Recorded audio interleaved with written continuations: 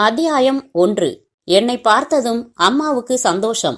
அவள் என் வரவை மட்டுமே பார்த்தாள். அப்பாவுக்கு அதிர்ச்சி. அவர் நான் கொண்டு வந்திருந்த 2 சூட்கேஸ்கள், படுக்கை, ஒரு அட்டைப்பெட்டி எல்லாவற்றையும் பார்த்தார். என்னடா ஜனா, இப்படி இழைச்சிட்ட என்று என் கையை பிடித்து கொண்டாள் அம்மா. இங்க உன் சாப்பாடு தானமா சாப்பிட போறேன், உடம்பு பிடிச்சிடுவேன், கவலைப்படாத என்றேன். அப்போதுதான் குளித்துவிட்டு பாத்ரூமில் இருந்து தலை துவட்டியபடி வந்த என் தங்கை, ஐ அண்ணா என்று ஓட்டமாக வந்தாள். எப்படி இருக்க மங்கை? எனக்கென்ன, நீ சொல்லு, எப்படி இருக்க நீ? எத்தனை நாளாச்சு உன்னை பார்த்து? எவ்வளவு கருத்துட்ட தெரியுமா? முதல்ல கைய கொடு. எதுக்கு? சூரிய சுந்தர் படத்தை டைரக்ட் பண்ண போறியே, சின்ன விஷயமா அது? கங்க்ராச்சுலேஷன்ஸ். என் கையை அவளாக எடுத்து பிடித்து குலுக்கினாள். இருடா, காப்பி எடுத்துட்டு வரேன். அம்மா உள்ளே போனாள். நான் அப்பாவிடம் வந்தேன். நீங்க எப்படிப்பா இருக்கீங்க?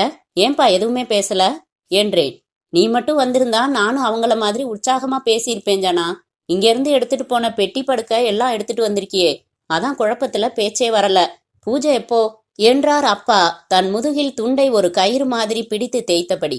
ஆமாண்ணா, முதல்ல அதைத்தானே நானும் கேட்டிருக்கணும். படத்துக்கு பூஜை எப்போ? பத்திரிக்கை கொண்டு வந்திருக்கியா என்றாள் மங்கை. எனக்கு தொண்டை அடைத்தது. வந்ததுமே அவர்களின் உற்சாகத்தை உடைத்து அதிர்ச்சியளிக்க வேண்டாமே என்று பட்டது. உடனே முகங்களில் சோகம் பரவும். என்னை பரிதாபமாக பார்ப்பார்கள். உடனே வேண்டாமே, பூஜை வர்ற 5ஆம் தேதிமா. பூஜை போட்டதும் உடனே ஷூட்டிங் ஆரம்பிச்சிடுது. அப்புறம் ரொம்ப பிஸி ஆயிடுவேன். நினைச்சாலும் ஊருக்கு வர முடியாது. அதான் பூஜைக்கு முன்னாடியே ஒரு தடவை வந்து உங்களை எல்லாம் பார்த்துட்டு போயிடலாம்னு வந்தேன். அண்ணா, இந்த தடவை அசத்திடணும். நீ சினிமா உலகமே உன் படத்தை பார்த்து பிரமிச்சு போய் உக்காந்துடணும். எத்தனை நாள் தங்க போற என்றால் ஏக்கமாக. 2-3 நாள் என்றேன். 3 நாள் தங்குறதுக்கா மொத்த பெட்டி படுக்கையும் எடுத்துட்டு வந்த என்றார் அப்பா நம்பிக்கை இல்லாமல் என் லக்கேஜுகளை பார்த்தபடி. இப்ப நான் தனியா ஒரு வீடு பார்த்திருக்கேன்பா. இந்த ரூம்ல இருந்து அங்க மாற போறேன். எனக்கு தேவையில்லாத எல்லாம் இங்க கொண்டு வந்துட்டேன் என்று சரளமாக போய் வந்தது. அம்மா காப்பியை ஆற்றியபடி வந்து, இந்தாப்பா குடி, அப்படி ஃபேனுக்கு அடியில உட்கார்ந்து குடி, ஃபேனை போடேண்டி என்றாள். இருமா, நான் இன்னும் பல் துலக்கல, மூடி வை, வந்து குடிக்கிறேன் என்று என் சூட்கேஸை திறந்து டூத் பிரஷ் டவல் எடுத்துக்கொண்டு வீட்டின் பின்புறம் வந்தேன். கிணற்றடியில் நின்று பல் தேய்த்த போது வானம் வெளிரி விடிந்து கொண்டிருந்தது. வேலிப்படலின் மேல் எந்த முள்ளிலும் குத்தி கொள்ளாமல் அணில் ஓடியது. முருங்கை மரத்தின் இலை துணுக்குகள் தரை பூராவும் பச்சை மஞ்சள் புள்ளிகள் வைத்தது போல உதிர்ந்து கிடந்தன. தவளைகள் இன்னும் சத்தம் பண்ணி கொண்டிருந்தன. தண்ணீரை முகத்தில் அடித்து கொண்ட போது சில்லென்று இருந்தது. உடம்பு ஒரு முறை சிலிர்த்து அடங்கியது. ஈரக்கால்களை சாக்கு துண்டில் தேய்த்துவிட்டு வீட்டுக்குள் வந்து முகம் துடைத்து அம்மா கையிலேயே வைத்திருந்த காஃபியை வாங்கி பருகினேன். கதகதப்பாக அது உள்ளே இறங்கிய போது இதமாக இருந்தது. பின்பக்கம் புதுசா பாத்ரூம் கட்டினீங்களா என்றேன். போன மாசம் மழைக்கு பழைய சுவரு உக்காந்துருச்சு, எல்லாத்தையும் தட்டி விட்டுட்டு கட்டினேன் என்றார் அப்பா. முன்புறம் குனிந்து முகம் மறைத்து தொங்கிய கூந்தலை துண்டால் விசுக் விசுக்கென்று அடித்து ஈரம் போக்கியபடி மங்கை, யாரு நான் இந்த படத்துல ஹீரோயின் என்றாள். மீனா என்றேன். எனக்கு கதை எப்ப சொல்ற? எல்லாம் சொல்லுவான், இப்பதானே வந்திருக்கான். ஏன்பா அங்க ரொம்ப அலைச்சலா? கண்ணமெல்லாம் இப்படி உள்ள போயிருக்கேப்பா என்றாள் அம்மா. மெட்ராஸ்ல நான் ஒருத்தந்தானே அலையிறேன், எவ்வளவோ 1000 பேரு அலைஞ்சுக்கிட்டு தான் இருக்காங்க. என் பிள்ளைய பத்தி தானே நான் கவலைப்பட முடியும். அண்ணன் இந்த படம் டைரக்ட் செஞ்சு முடிச்சு படம் வெளியில வர்ற வரைக்கும் இப்படித்தான் இருக்கும். உடம்ப பத்தி எல்லாம் இப்ப அக்கறை எடுத்துக்க முடியாது இல்லனே என்றாள் மங்கை. ஆமா, எப்போ ஷூட்டிங் நடக்குது? அடுத்த மாசம். எங்களையெல்லாம் ஷூட்டிங் நடக்கிறப்ப ஒரு தடவை கூட்டிட்டு போய் காமிடா என்றாள் அம்மா. கண்டிப்பா. படம் எப்ப வெளியில விடுற மாதிரி திட்டம் என்றார் அப்பா. பொங்கலுக்கு. எல்லோரும் சினிமா பற்றியே கேட்டுக்கொண்டிருக்க எனக்கு முட்டிக்கொண்டு அழுகை வந்தது. நான் குளிச்சுட்டு வந்துடுறேன், ரொம்ப களைப்பா இருக்கு என்று வந்து குளியலறையின் தாழ்பாலை போட்டுக்கொண்டதும் அடக்கி வைக்கப்பட்ட விம்மல் வெடித்து கொண்டு வெளிப்பட்டது. சத்தம் வெளியே கேட்டுவிடக் கூடாதே என்று வாயில் கையை பொத்தி கொண்டு அழுதேன். பைப்பை திறந்து வைத்துக் கொண்டதில் தண்ணீரின் சத்தம் பிரதானமானது. அத்தியாயம் 2. கடைவீதியில் நடந்தபோது நகரம் நிறைய அடையாளம் மாறியிருந்ததை உணர்ந்தேன். இந்த 4 மாடி கட்டிடம் எப்போது கட்டினார்கள்? இவ்வளவு பெரிய ரெடிமேட் கடை முன்பு இல்லை. சிடி ரெக்கார்டிங் செய்து தரப்படும் என்று போர்டு முன்பு படித்ததாக நினைவில்லை. என் சொந்த ஊரே எனக்கு கொஞ்சம் அந்நியமாகப்பட்டது. கடைசியாக எப்போது வந்தேன்? 1.5 வருடமாயிற்று என்று யோசித்த போது புரிந்தது. ஏதோ விருந்தாளியாக இந்த ஊருக்கு வந்து புதிதாக கடைத்தெருவை சுற்றி பார்ப்பவன் மாதிரிதான் வேடிக்கை பார்த்தபடி நடந்தேன். பெட்டிக்கடையை பார்த்ததும் சென்று பத்திரிகை தோரணங்களுக்கு நடுவில் கொஞ்சோண்டு முகம் காட்டிய கடைக்காரரிடம் சிகரெட் வாங்கி அங்கேயே மின்சார சுருள் கம்பியில் பற்ற வைத்து கொண்டு புகைக்க துவங்கினேன். கிருஷ்ணமூர்த்தியை பார்க்கலாமா என்று நினைத்தேன். என்னோடு படித்தவன், நல்ல நண்பன், இங்கே ஒரு தனியார் சீட்டு கம்பெனியில் மேனேஜராக மாதம் 2000 சம்பாதிக்கிறவன், என்மேல் அன்பும் ஈடுபாடும் கொண்டவன்.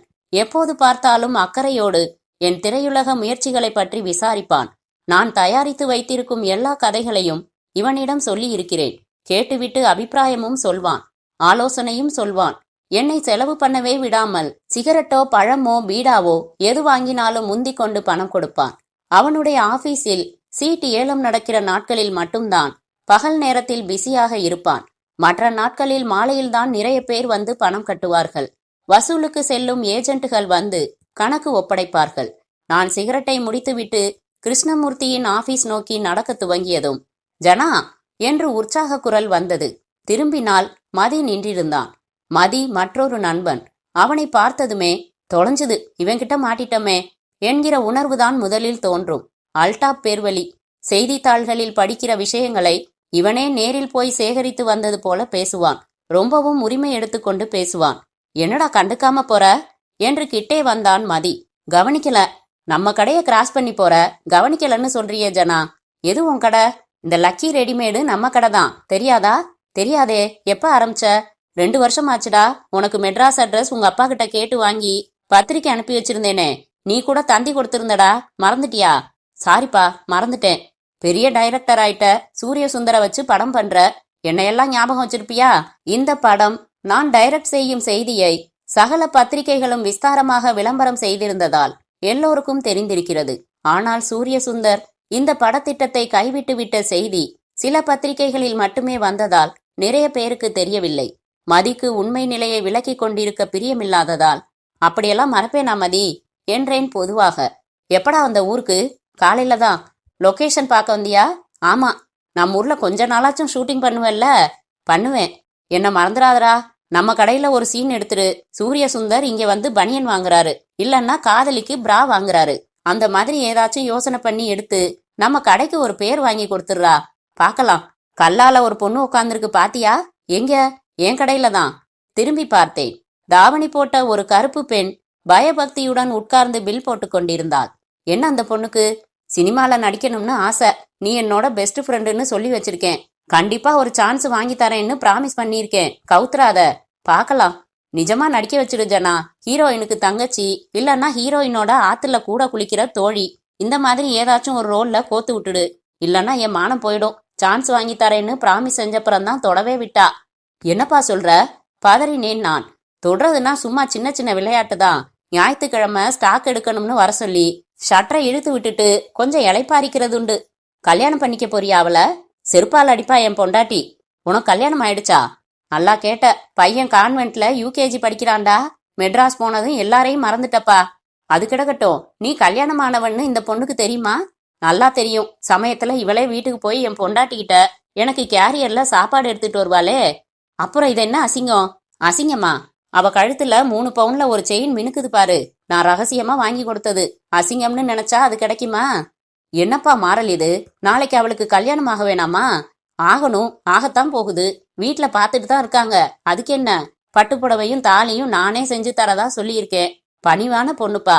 என்னமோ எங்கேயும் நடக்காத அதிசயத்தை கேட்டுட்ட மாதிரி திகச்சு நிக்கிறியே. உன் சினிமா ஃபீல்டுல நீ பாக்காததா? சச்ச, நான் அப்படியெல்லாம் இல்லப்பா. இந்த கதை தானே வேணாங்கிறது. நின்னுட்டே பேசணுமா? வா, ஒரு கூல்ட்ரிங்க் அடிக்கலாம். நான் மறுத்தும் கேட்காமல் ஒரு கூல்ட்ரிங்க்ஸ் கடைக்கு வம்படியாக அழைத்து வந்து விட்டான். நாற்காலிகளில் அமர்ந்ததும் என் விருப்பம் கேட்காமல் 2 ரோஸ் மில்க் என்று ஆர்டர் செய்துவிட்டு என் பக்கம் நெருக்கமாக நாற்காலியை நகர்த்தி போட்டுக்கொண்டு குரலை குறைத்து, என்ன ஒரு 50 ரூபாய் இருக்குமா என்றான் மதி. என்ன என்றேன் உள்ளபடியே புரியாமல். இந்த குறும்பு தானே வேணாங்கிறது. 10 வருஷமா ஃபீல்டுல இருக்க, 50 பொண்ணுங்களை டச் பண்ணி இருக்க மாட்ட? எனக்கு உடம்பு பூராவும் எரிந்தது. அர்த்தங்கட்டத்தனமா பேசாத மதி. உனக்கு சினிமா உலகம்னா அது ஒண்ணுதான் தெரியும். ஒருவேளை சோறு இல்லாம ஒரு பீடி இல்லாம எத்தனை 1000 பேர் சுத்திக்கிட்டு இருக்கான் தெரியுமா? வயிற்றுல பசி இருக்கிறப்ப முதல்ல தேவைப்படுறது செக்ஸ் இல்லப்பா, சோறு. உன்ன மாதிரி வசதியா வாழ்க்கையிலையும் வருமானத்திலையும் செட்டில் ஆனவன் பண்ற பொறுக்கித்தனம் இது. மதி முகம் மாறினாலும் உடனே சுதாரித்து, என்ன ஜனா இப்படி டென்ஷன் ஆயிட்ட? ஈஸியா எடுத்துக்குவன்னு தான் சும்மா ஜாலியா கேட்டேன். எவ்வளவு பெரிய ரகசியம் இப்ப நான் உனக்கு சொல்லலையா?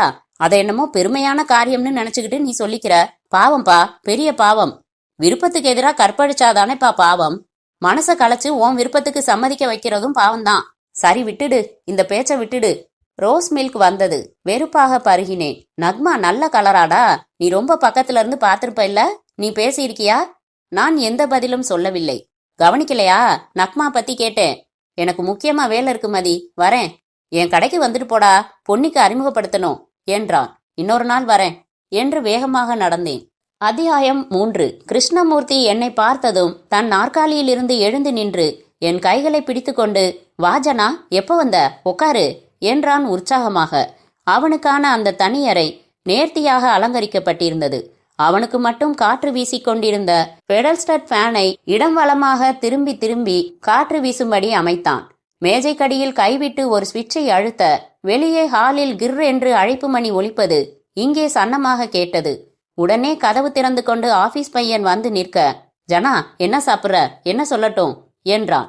இப்ப எதுவும் வேணாம் கிருஷ்ணா, இப்பதான் வர்ற வழியில மதிய பார்த்தேன், ரோஸ் மில்க் வாங்கி கொடுத்தான். கொஞ்ச நேரம் கழிச்சு வேணும்னா டீ சாப்பிடலாம், இப்ப வேணாம். சரி நீ போப்பா என்று அவனை அனுப்பின கிருஷ்ணா, எப்ப வந்த என்றான். காலையில தான் வந்தேன். ஒரே ஒரு நிமிஷம் கொடு, இந்த செக்கெல்லாம் பேங்க்குக்கு கலெக்ஷனுக்கு அனுப்பணும், அனுப்பிட்டு பேசலாம்.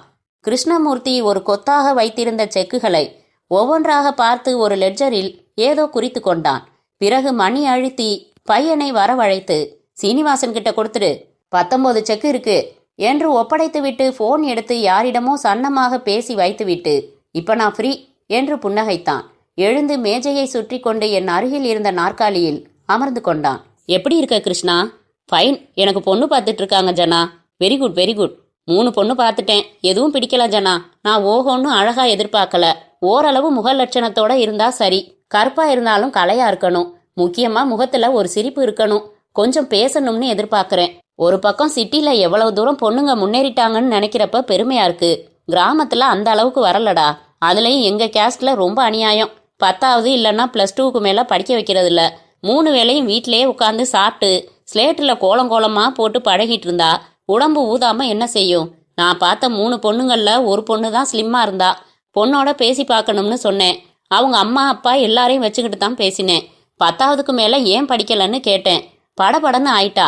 முகம் சிவந்து வேர்த்து கொட்டி ஒண்ணுமே பேசாம தரையையே பார்த்துக்கிட்டு இருந்தா.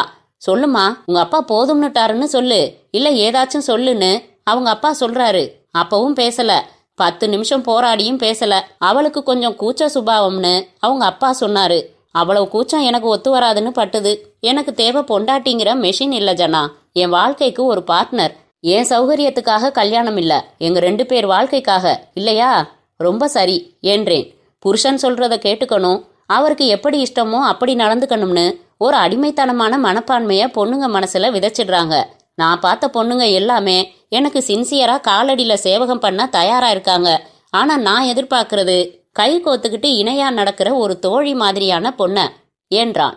சம்பிரதாயமா பொண்ணு பார்த்து அப்படி ஒருத்திய நீ கண்டுபிடிக்க முடியுமாங்கிறது சந்தேகம்தான் கிருஷ்ணா. காதலிச்சு கட்டிக்கிட்டாதான் சாத்தியம். எனக்கும் அந்த ஆசை இருக்குப்பா. ஆனா காதல்ங்கிறது தானா ஏற்படணும். இவ்விடம் காதலிக்கப்படும்னு கழுத்துல போர்டு தொங்க விட்டுக்கிட்டு அலைய முடியுமா சொல்லு? சட்டென்று எனக்கு பிரதீபாவின் நினைவு வந்தது. அடிமை மனப்பான்மை இல்லாமல் சிநேகமாக அன்பாக பேசுகிற பிரதீபாவைப் போல ஒரு பெண் தான் இவன் எதிர்பார்க்கிறான். எனக்கு அவள் அறிமுகமும் பழக்கமும் கிடைத்தது எவ்வளவு பெரிய வரம். தானாக ஏற்படும் காதல் இப்போதும் எனக்குள் அவள் மேல் பொங்கிக் கொண்டுதான் இருக்கிறது. அதை வெளிப்படுத்த அவள் கரம் பிடிக்க நான் முதலில் பொருளாதார ரீதியாக காலூன்றியாக வேண்டும். ஒரு பெருமூச்சு விட்டேன். என்ன திடீர்னு யோசனையில ஆழ்ந்துட்ட? ஒண்ணுமில்ல கிருஷ்ணா, எனக்கு உன் அட்வைஸ் வேணும்டா. கிண்டலா? எவ்வளவு பெரிய ஆளு நீ? 100 பேருக்கு நீ அட்வைஸ் பண்ணுவ, உனக்கு நான் அட்வைஸ் பண்றதா? அப்படியெல்லாம் இல்லப்பா. அட்வைஸ் பண்றதுக்கு ஒரே தகுதி அனுபவம்னு நான் நினைக்கிறேன். கர்ப்ப காலத்துல எப்படி நடந்துக்கணும்னு புஸ்தகம் படிச்சுட்டு ஒரு கல்யாணமாகாத பொண்ணு சொல்றதுக்கும் 2 புள்ள பெத்த ஒரு அம்மா சொல்றதுக்கும் வித்தியாசம் இருக்குடா. நிச்சயமா. அனுபவஸ்தன் சொன்னா கேட்டுக்கணும்னு புரியாமையா சொன்னாங்க பெரியவங்க? என்ன உன்னோட problem? Very survival of my self is a problem Krishna. ஏண்டா பிறந்தோம்னு நான் நினைச்சதே இல்லை. இப்போ அந்த நினைப்பு வருது. என்ன ஆச்சு? ஒரு தடவை தடுக்கி விழுந்தா சமாளிச்சுட்டு எழுந்து தட்டி விட்டுக்கிட்டு நடந்துடலாம். எத்தனை தடவை தான் விழுகிறது? ஒவ்வொரு தடவையும் அடி பலமா இருக்குடா. ரொம்ப சோர்ந்து போச்சு மனசு. சூரிய சுந்தர் படம் டைரக்ட் பண்ண போறதா பேப்பர்ல படிச்சேனே ஜனா, அதுலயும் ஏதாச்சும் பிரச்சனையா? ஆமா, அவருக்கு திடீர்னு ஹிந்தி படத்துல பெரிய சான்ஸ் கிடைச்சிருக்கு. அதனால இந்த சொந்த பட ப்ராஜெக்டை டிராப் பண்ணிட்டாரு. ச்சே, ரொம்ப ஆசையா இருந்திருப்பல்ல? எல்லா ஏற்பாடுகளும் முடிஞ்சது கிருஷ்ணா. ஹோட்டல்ல ரூம் போட்டு கதை பேசி டயலாக் எழுதி ஷார்ட்ஸு கூட பிரிச்சு பேப்பர் ஒர்க்ஸு பக்காவா முடிஞ்சிடுச்சு. ஆர்டிஸ்ட் புக் பண்ணி அட்வான்ஸ் கொடுத்தாச்சு. மியூசிக் டைரக்டர் கிட்ட கம்போசிங்ல உட்கார டேட்ஸ் வாங்கியாச்சு. பிரஸ் மீட் வச்சு ஓஹோன்னு ப்ராஜெக்ட் பத்தி விளம்பரம் செஞ்சாச்சு. ஷூட்டிங்குக்கு ரெடியா கொஞ்சம் காஸ்டியூம்ஸ் கூட தச்சாச்சு. லொகேஷன் பாக்குறது, ஆர்ட் டைரக்டர் கிட்ட டிஸ்கஸ் பண்றதுன்னு பம்பரம் மாதிரி சுத்திக்கிட்டு இருந்தேன் கிருஷ்ணா. திடீர்னு கரண்ட் கட் ஆன மாதிரி எல்லா இயக்கமும் நிறுத்தப்பட்டுடுச்சு. யோசிச்சு பாரு, என் மனசு எவ்வளவு துடிச்சிருக்கும். ரியலி பேத்தட்டிக் சிச்சுவேஷன் தான். உன் வேதனைய வார்த்தையால சொல்ல முயற்சி பண்றதே கூட அபத்தம். நொறுங்கி இருப்ப.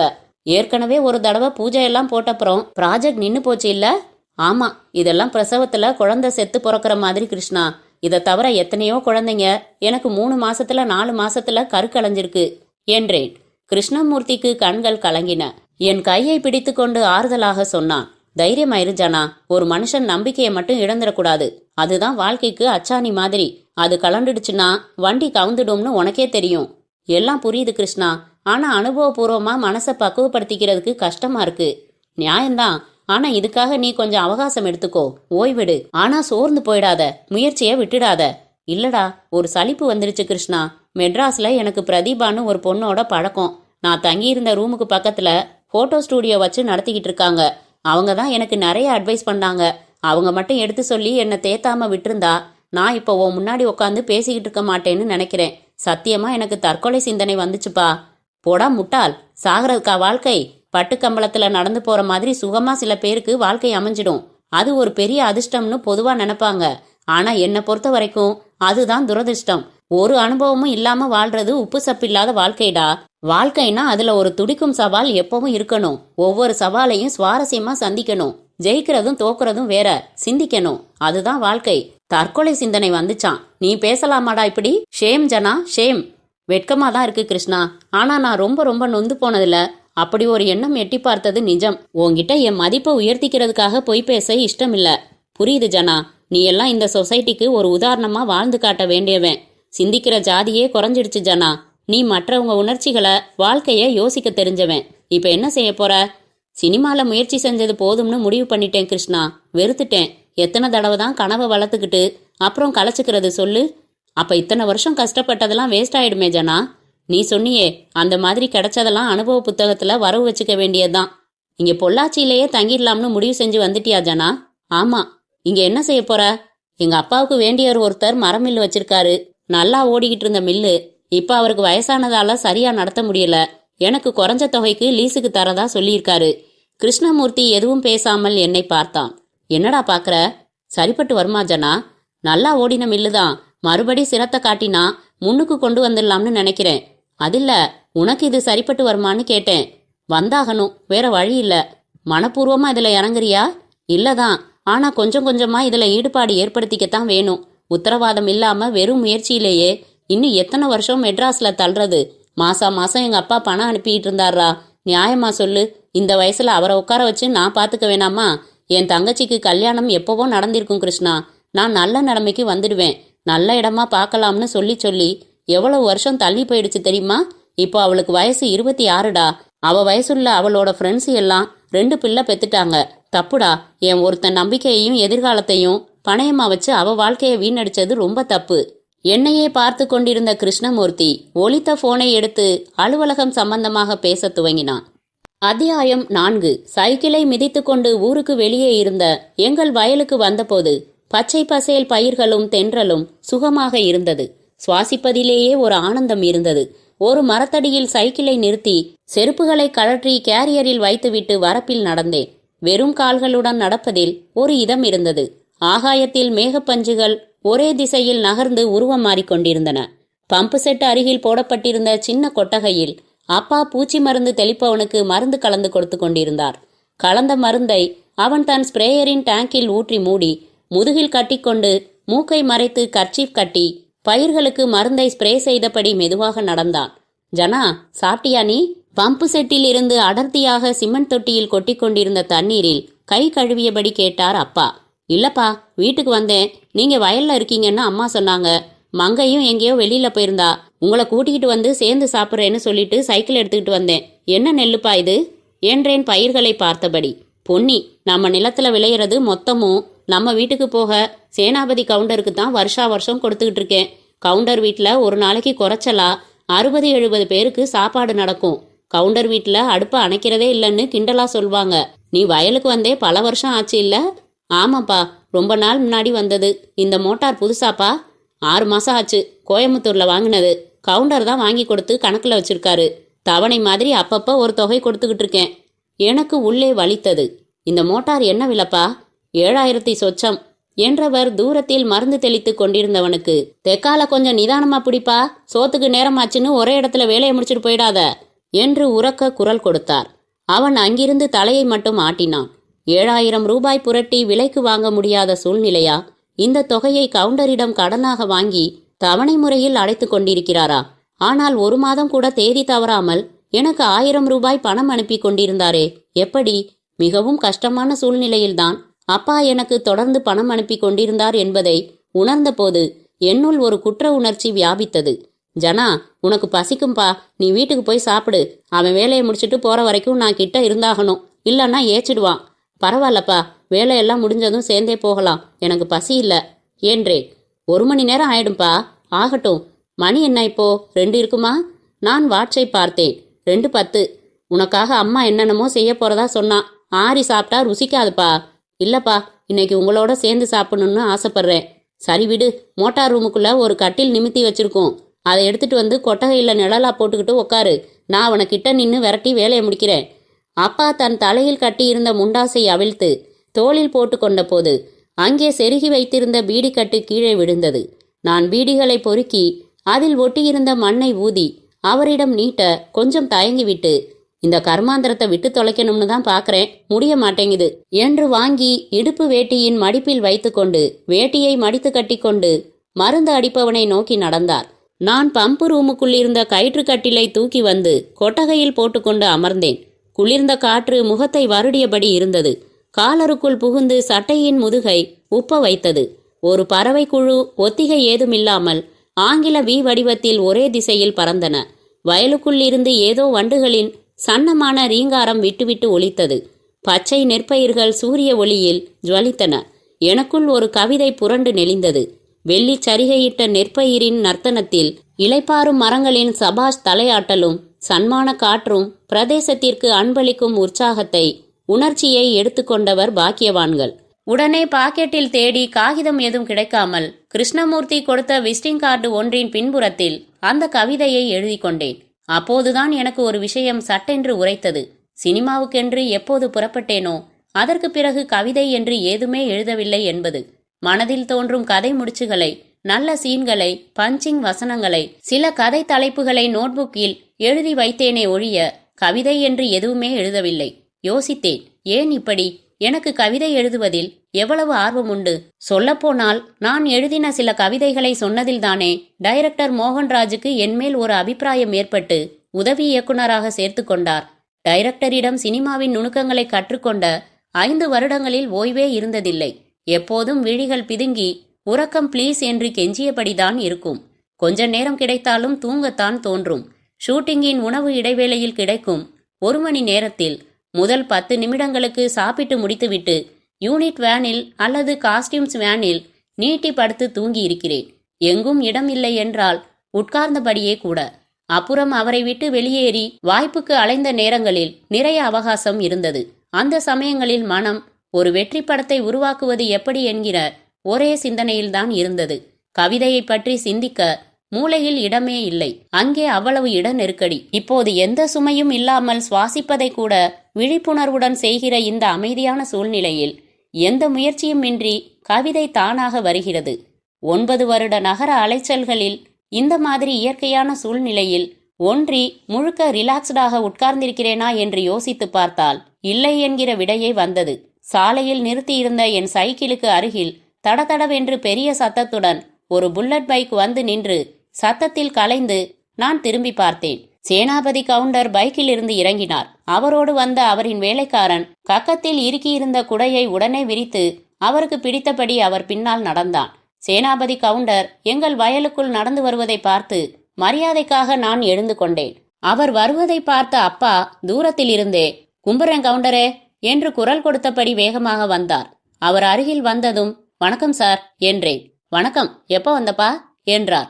இன்னைக்கு தான் வந்தேன், உட்காருங்க என்று கட்டிலை காட்டினேன். உட்கார்ந்தார். வெள்ளை 8 முழ மல்வேட்டி, வெள்ளை முழுக்கை சட்டை, தங்க செயின் போட்ட கை கடிகாரம், கழுத்தில் கிடந்த செயின் குறைந்தது 8 பவுன் இருக்கலாம். மோதிரங்கள், சற்று முன் போட்ட வெற்றிலையில் வாய் சிவந்திருந்தது. முனையில் லேசாக வளையும் மீசை, தலையில் மட்டும் 1-2 நரைக்கீற்று. என்ன கவுண்டரே, உச்சி வெயில்ல வெளியில வந்திருக்கீங்க என்றார் அருகில் வந்த அப்பா. வேலுச்சாமி வீட்டு கல்யாணத்துக்கு வந்தேன். காலை டிஃபனோட கண்டுக்கலாம்னு பார்த்தா விடல மனுஷன். முகூர்த்த சாப்பாடு சாப்பிட்டு தான் போகணும்னுட்டான். மண்டபத்திலே மாடியில சீட்டாட்டத்துல உட்கார்ந்ததுல நேரம் போனதே தெரியல என்றார் கவுண்டர். நேரம் கிடக்குதுங்க கழுத, பணம் எவ்வளவு போச்சு? ஏயா, நான் சீட்டாட்டத்துல உட்காந்தா ஜெயிக்கவே மாட்டேனா என்றார் சிரித்தபடி. அப்படி நீங்க சொல்லி நான் கேட்டதே இல்லைங்களே, கணக்கு சொல்லிக்க. இன்னைக்கு 2000 போச்சியா, கிடக்குது விடு, ஒரு நாளைக்கு சேர்த்து பிடிச்சு அள்ளிடுவோம். பையன் வந்திருக்காரு போலிருக்கு. ஆமாங்க. நடுவில் நான் எதுவுமே பேசாமல் நிற்பது எனக்கே அசிங்கமாக பட்டதால், கார் வச்சிருக்கீங்களா, எடுக்கலையா, இல்ல வெயில்ல பைக்ல வந்திருக்கீங்களேன்னு கேட்டேன் என்றேன். கார் கிடக்குதுப்பா பலன்னு ஷெட்டுல, டிரைவர் தான் சரியா கிடைக்க மாட்டேங்கிறான். இங்க ஊர்ல நிறைய காசு கொழுத்து போச்சு. கடைத்தெருவுல போய் பாரு, எத்தனை கடையில வேலைக்கு ஆள் தேவைன்னு போர்டு தொங்க விட்டுருக்கான் தெரியுமா? உங்களுக்கு ஓட்ட தெரியாதா? அதென்னமோ கார்ல ஒரு பயம் இருக்குதுப்பா, கத்துக்காமையே விட்டுட்டேன். ஏன்பா, சூரிய சுந்தர் உன்னை காலை வாரி விட்டுட்டானா? பத்திரிகையில படிச்சேனே, நெசந்தானா என்றார் கவுண்டர். என்னது என்றார் அதிர்ச்சியுடன் அப்பா. கலவரத்துடன் என் பதிலுக்காக முகம் பார்த்தார். நான் மறைக்க விரும்பவில்லை. ஆமாங்க, அவர் படம் எடுக்கிற திட்டத்தை கைவிட்டுட்டாரு, ஹிந்தில நடிக்க போறாரு என்றேன். என்ன ஜனா சொல்ற என்றார் பதட்டமாக அப்பா. அப்புறமா விபரமா சொல்றேன்பா என்றேன். கிடக்குறான், விட்டு தள்ளு. இவன் இல்லைன்னா இன்னொருத்தன். வித்தக்காரனுக்கு ஒரு தெரு தான் சொந்தமா, ஒரு ஊர் தான் சொந்தமா, எங்க போனாலும் பொழைச்சுக்குவான். சும்மா தான் வந்தேன், இப்படி புறப்படுறேன் என்று எழுந்து கொண்ட கவுண்டர், எப்ப வீட்டு பக்கம் வரீங்க என்றார் அப்பாவிடம். 2 நாள்ல வரேன் என்றார் அப்பா. குடைப்பிடித்தவன் தொடர கவுண்டர் நடந்து சாலைக்கு சென்று அவரது பைக் ஏராளமான புகைப்பரப்பி சென்றதும் அப்பா என் பக்கம் திரும்பினார். என்னப்பா ஜனா சொல்ற என்றார் குரல் கம்ம. நான் என்னப்பா சொல்றது, என் முயற்சியிலேயோ உழைப்பிலேயோ எந்த குறையும் இல்ல. சுத்தமா எனக்கு அதிர்ஷ்டமே இல்லைன்னு நினைக்கிறேன். என்ன ஆச்சுன்னா, விபரமாக நடந்தவற்றை சொல்லி முடித்ததும் தோளில் இருந்த துண்டெடுத்து தன் நனைந்த விழிகளை துடைத்து கொண்டார் அப்பா. அத்தியாயம் 5. அப்பாவை விட அம்மாவை விட ரொம்பவும் அப்செட் ஆனவள் மங்கைதான். கதறியே விட்டாள். என்னன்னா இது, சாமின்னு ஒண்ணு இருக்கா இல்லையா? தினம் அம்மா பூஜை பண்றாளே, அதெல்லாம் கடவுளுக்கு போய் சேரவே இல்லையா? அவள் என்னை சமாதானப்படுத்துகிற நிலைமை மாறி அமைதியாக இருக்க சொல்லி அவளை நான் சமாதானப்படுத்த வேண்டியிருந்தது. இரவு சாப்பாட்டை முடித்துக்கொண்டு எங்கோ வெளியே போன அப்பா 11 மணி ஆகியும் வீடு திரும்பவில்லை. அதிர்ச்சியில் அம்மா மௌனமாகிவிட்டாள். அமைதியாக பாய் போட்டு படுத்து விட்டாள். உறங்குகிறாளா இல்லை ரகசியமாக அழுகிறாளா என்று தெரியவில்லை. அறைக்குள் கட்டிலில் படுத்திருந்த என் அருகில் அமர்ந்திருந்த மங்கை ரொம்ப நேரம் என்னையே பார்த்து கொண்டிருந்து விட்டு, வேற சான்ஸ் எதுவும் இல்லையாண்ணா இப்போ என்றாள். மறுபடி அடிப்படையில இருந்து ஆரம்பிக்கணும் மங்கை, நான் தீர்மானிச்சுட்டேன். என்ன, இங்கே இருந்துடுறதுன்னு. அதனாலதான் ரூமை காலி பண்ணிட்டு எல்லா லக்கேஜையும் எடுத்துக்கிட்டு வந்துட்டேன். இது ரொம்ப கொடுமண்ணா, வேணாம், மறுபடி ஏதாச்சும் முயற்சி பண்ணி பாரேன். இல்லம்மா, நம்ம சூழ்நிலை உணராம நான் நடந்துட்டு இருக்கேன். எனக்குன்னு சில குடும்ப பொறுப்புகள் இருக்கு. அதை முடிச்சுட்டு தான் சொந்த கனவுகளை பத்தி யோசிக்க முடியும். அதான் நியாயம். நான் என்ன பத்தியே யோசிச்சுக்கிட்டு இருந்துட்டேன் மங்கை. வயலுக்கு 7000க்கு மோட்டார் சொந்த காசுல வாங்க முடியாம கவுண்டர் கிட்ட கடன் வாங்கியிருக்காரு அப்பா. ஆனா மாசம் தவறாம எனக்கு பணம் அனுப்பிக்கிட்டு இருந்தாரு. உனக்கு அது மட்டும்தான் தெரியும் என்று சொல்லிவிட்டு சட்டென்று நாக்கை கடித்து கொண்டாள் மங்கை. வேற என்ன சொல்லு மங்கை. ஒண்ணுமில்ல, விடு. ஏதோ சொல்ல வந்த, சொல்லு. விட்டுடு, எதுவும் இல்லனா. மாத்தாத, சொல்ல போறியா இல்லையா? மோட்டாருக்கு தவிர மேற்கொண்டு கடன் வாங்கியிருக்காரா அப்பா? ஆமாண்ணா, பத்திரத்துல கையெழுத்து போட்டு 30,000 கடன் வாங்கியிருக்காரு கவுண்டர் கிட்ட. எதுக்கு? குடும்பம் நடத்த வேணாமா? 3 பேர் சாப்பிட வேணாமா? உனக்கு பணம் அனுப்ப வேணாமா? என்னை பலாரென்று அரைந்தது போல உணர்ந்தேன். மாசம் மாசம் வட்டி மட்டும் கட்டிக்கிட்டு இருக்காரு. 4 வட்டி, மாசம் 1200 ரூபாய் வட்டி மட்டும் கணக்கு வருது. எங்க போயிட்டு வந்த, காலையில இருந்து ஆளை காணமேன்னு என்ன நீ கேட்டதுக்கு ஃப்ரெண்டு வீட்டுக்கு போயிருந்தேன்னு நான் சொன்னது பொய்யின்னா. இங்க ஒரு கம்பெனி குழந்தைங்க சட்ட கவுன் எல்லாம் தச்சு வெளிநாட்டுக்கு அனுப்புது. பொழுது போகாம நான் தையல் கத்து வச்சிருந்தது நல்லதா போச்சு. அந்த கம்பெனில நான் வேலை பாக்குறேன். மாசம் 750 ரூபாய் தராங்க. நீ பெரிய ஆளா வருவ, நம்ம குடும்ப பிரச்சனை எல்லாம் தீந்துடும்னு ரொம்ப கனவு கண்டுகிட்டு இருந்தேன்னா என்றவள் மீண்டும் உடைந்து அழத்துவங்க. என் நெஞ்சில் யாரோ மிதித்தார்கள். இலக்கில்லாமல் கோபம், ஆத்திரம் எல்லாம் பொங்கி அடித்தது. என்ன ஒரு சுயநலக்காரன் நான். வீட்டில் இப்படி ஒரு மோசமான சூழ்நிலை இருக்க அதை உணராமல் அதை பற்றி அக்கறை காட்டாமல் சினிமா சினிமா என்று அலைந்து கொண்டிருந்து விட்டேனே. 26 வயது வரை திருமணமாகாமல் இருக்கும் கொடுமை போதாதென்று வேலைக்கு வேறு இவள் போகிறாளா? நகரத்தில் வேலைக்கு போகிற பெண்களுக்கு கிடைக்கிற மரியாதை வேறு மாதிரி, இரண்டுங்கெட்டான் ஊர்களில் கிடைக்கும் மரியாதை வேறு வகை. ரெடிமேட் கடை வைத்திருக்கும் மதி கொஞ்சம் கூட கூசாமல் ஒரு விஷயம் சொன்னானே, அந்த பெண் தான் மாதா மாதம் வாங்குகிற சம்பளத்திற்காக அவன் சில்மிசங்களை பொறுத்து கொள்கிறாளா? என் தங்கை வேலைக்கென்று செல்லும் இடத்தில் அவளையும் இதே மாதிரி நச்சு பார்வை பார்க்கிற கண்கள் எத்தனை இருக்கலாம்? ஆண் பிள்ளை, வீட்டில் மூத்த மகன், நான் சம்பாதித்து என் குடும்பத்தை கௌரவமாக காப்பாற்ற வேண்டியவன், அந்த கடமையை புறக்கணித்து விட்டு சென்னைக்கு ஓடினேனே. என்ன மனிதன் நான்? மங்கை, நான் இங்கேயே இருந்து தொழில் செய்யலாம்னு முடிவு பண்ணியிருக்கேன். இன்னும் கொஞ்ச நாள்ல எல்லாத்தையும் சரி பண்ணிடுறேன் என்றேன். எப்படிங்க சார், எப்படி சரி பண்ணுவீங்க என்ற அப்பாவின் குரல் கேட்டு இருவரும் திரும்பி பார்க்க, அப்பா வாசலில் சாராய நெடி அடிக்க போதையில் தள்ளாடியபடி நிலையை பிடித்து கொண்டு நின்றிருந்தார். நான் அவசரமாக எழுந்து அப்பா என்றேன். பதில் சொல்லுங்க சார், இந்த குடும்பத்துல பிரச்சனைகளை எப்படி சரி பண்ண போறீங்க? கவுண்டரு பணம் கொடுத்திருக்காருன்னா சும்மாவா தூக்கி கொடுப்பாரு? நிலத்து மேலதான் கொடுத்திருக்காரு. பத்திரம் அவர்கிட்ட தான்யா இருக்கு.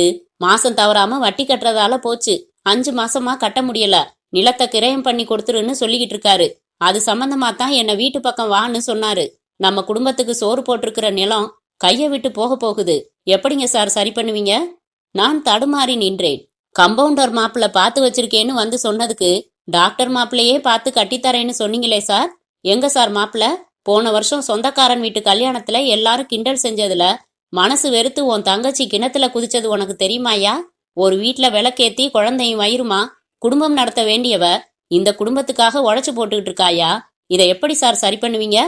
என் மேல் சுளீர் சுளீர் என்று சாட்டையடி விழுந்தது.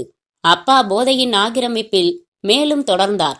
ஏற்கனவே இருக்கிற பணப்பிரச்சனையில தன்னோட வவுத்து வலிய வெளியில சொன்னா வைத்தியம் மருந்துன்னு அதுக்கு வேற செலவாகுமேன்னு வெளியில சொல்லாம அடக்கிட்டு இருந்ததுல இப்போ உங்க அம்மாவுக்கு ஆபரேஷன் செய்ய வேண்டிய அளவுக்கு முத்தி போச்சியா குடல் பொண்ணு.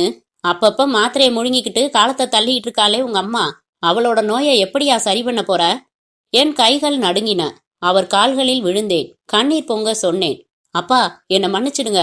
வீட்டை பத்தின அக்கறையே இல்லாம இருந்துடலனா நல்ல நிலைமைக்கு என்னை தயார்படுத்திக்கிட்டு வீட்டை கவனிக்கணும்னு கற்பனையிலேயே இருந்துட்டேன். இன்னைக்கு இங்க உள்ள நிஜமான சூழ்நிலைய புரிஞ்சுக்காம நாளைய பத்தின கனவுலேயே இருந்துட்டேன்.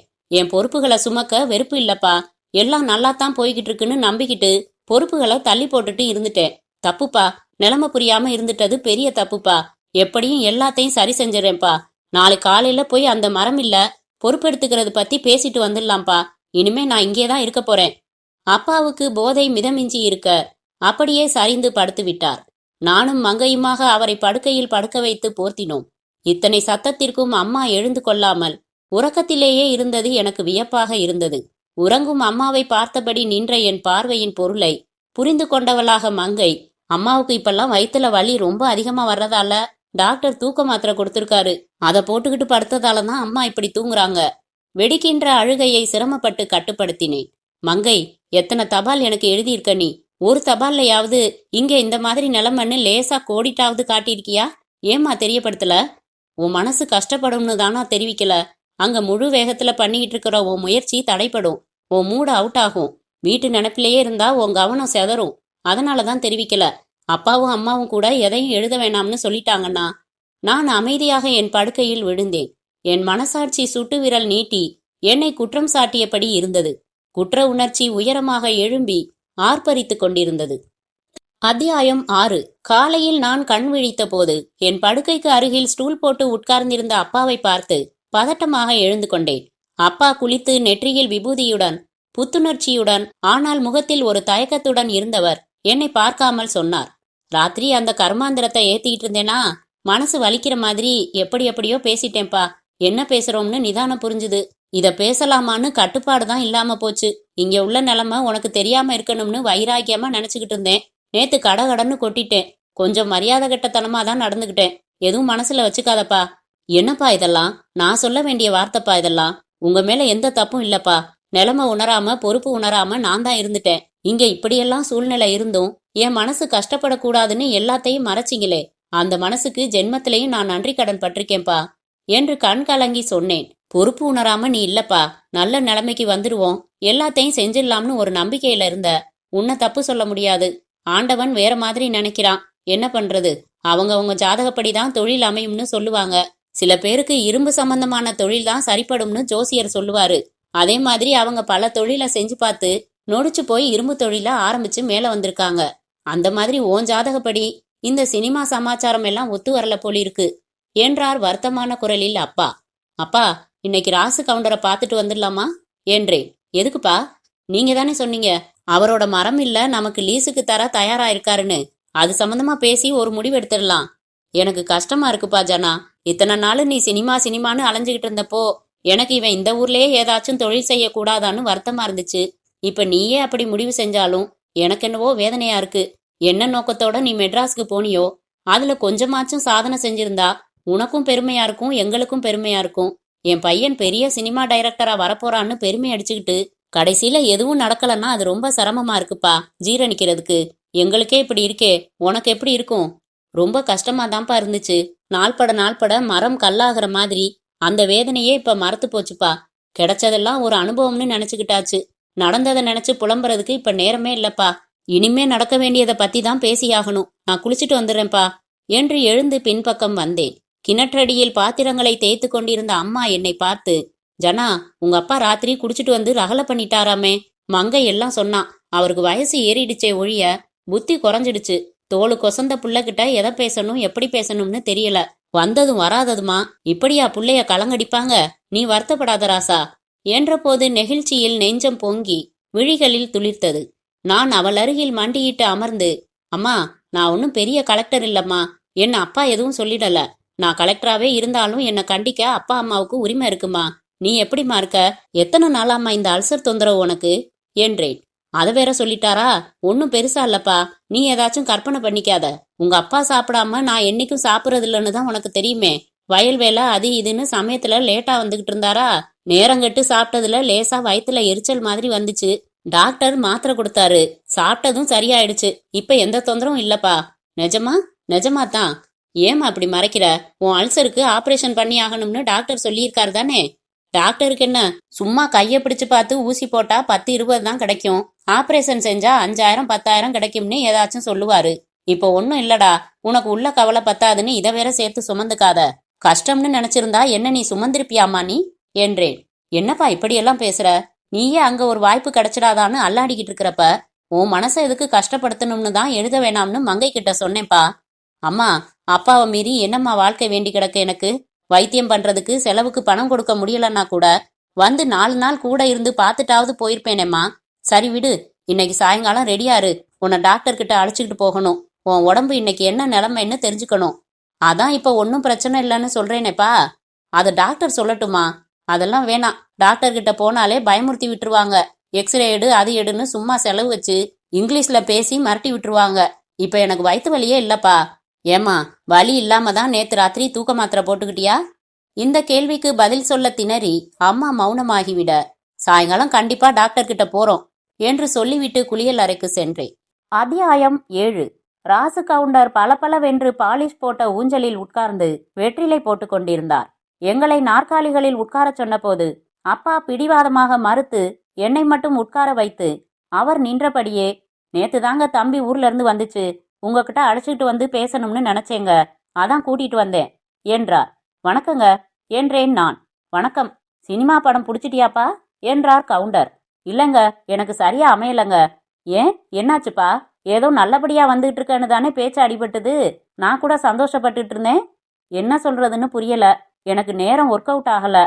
சினிமாக்காரனை நம்பினாலே இப்படித்தான், கடைசி நிமிஷத்துல கழுத்தை அறுத்துடுவானுங்க. அப்படி இல்லைங்க ஐயா, திறமையான புது ஆளுங்களுக்கு வாய்ப்பும் கிடைக்குது, மரியாதையும் கிடைக்குது. எத்தனையோ பேரு சாதிச்சுட்டு தான் இருக்காங்க. சங்கர், AR ரகுமான், பிரபுதேவா இவங்க எல்லாம் புதுசா வந்தவங்க தான். இன்னைக்கு அகில இந்திய அளவுல பேசப்படுறாங்க. அவங்களுக்கு வாய்ப்பு கொடுத்து வளர்த்து விட்டதும் இதே சினிமாக்காரங்க தானே. மொத்தமா குற்றம் சொல்ல முடியாதுங்க. எனக்கு அதிர்ஷ்டம் இல்லைன்னு தான் சொல்லணும். நான் யாரையும் தப்பு சொல்ல தயாரா இல்லைங்க என்றேன். அது சரிதான்ப்பா நீ சொல்றது. எங்களுக்கு என்ன தெரியும் சினிமா உலகத்தை பத்தி? நீ உள்ள போய் பார்த்துட்டு வந்து அனுபவத்துல பேசுற. நாங்க வெளியில இருந்து எங்களுக்கு தெரிஞ்சதை சொல்றோம். ஆனா அனுபவப்பட்டு சொல்றதுதான் எப்பவும் சரியானதா இருக்கும். எனக்கு தெரியாத ஒரு துறையை பத்தி நான் பொதுப்படையா குத்தம் சொல்றது தப்புதான் என்றார் ரொம்பவும் கண்ணியமாக. என்ன சாப்பிட்றீங்க வள்ளி என்று குரல் கொடுத்தார். எதுவும் வேணாங்க என்றார் அப்பா. இருக்கட்டும், இளநீர் சாப்பிடுங்க.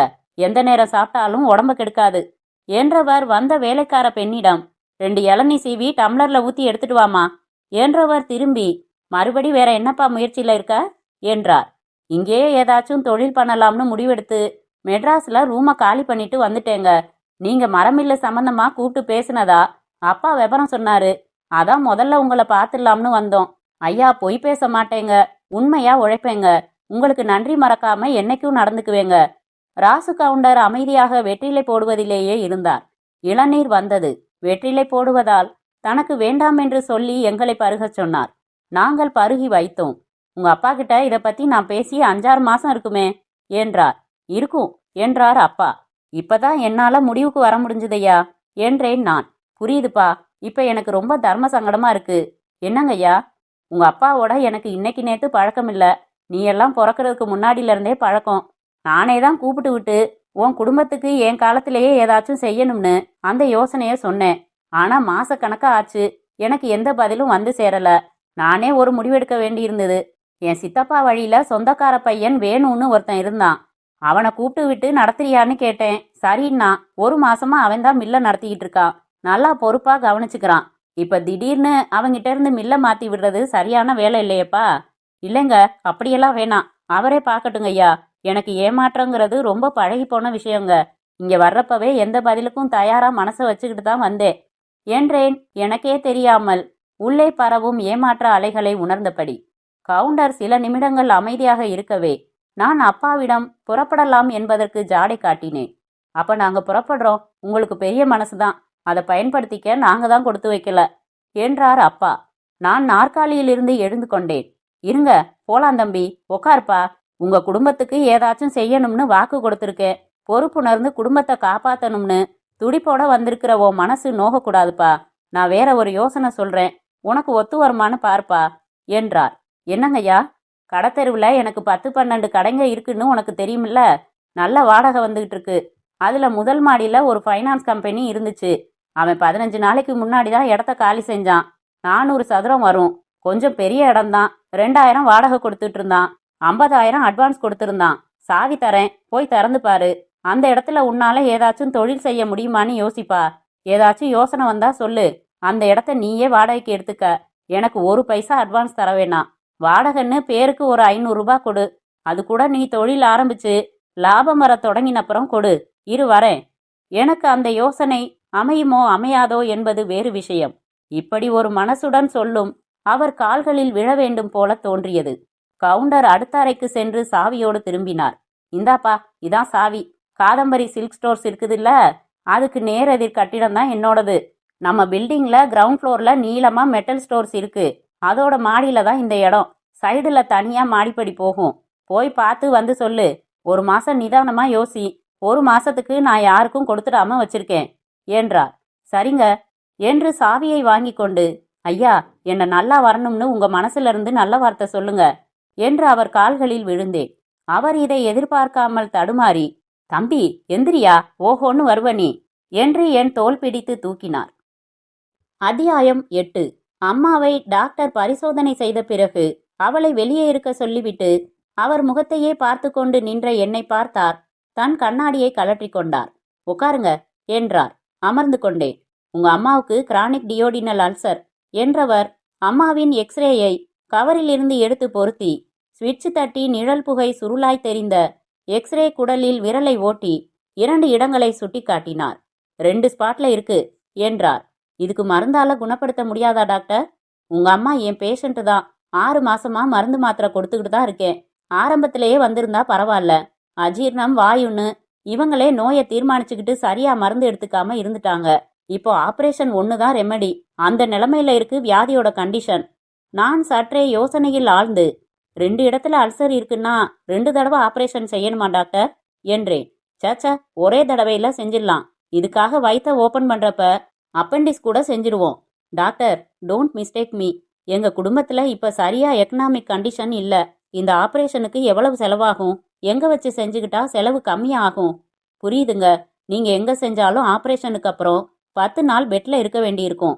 ஆபரேஷன் செலவு, ஆஸ்பத்திரி செலவு எல்லாம் சேர்த்து 10,000 வந்துடும். நான் சொல்றது இங்க பண்ணிக்கிறதுக்கு. மெட்ராஸ்ல பெரிய ஹாஸ்பிட்டல்ல வச்சு செஞ்சுக்கிட்டா 50,000க்கு குறையாது. ஏன் டாக்டர், இந்த ஆபரேஷனை உடனடியா செஞ்சாகணுமா? இப்போ உங்க அம்மாவோட ஹெல்த் கண்டிஷனை பார்க்குறப்போ this is not medical emergency. ஆனா எப்ப தொந்தரவு வரும்னு சொல்ல முடியாது.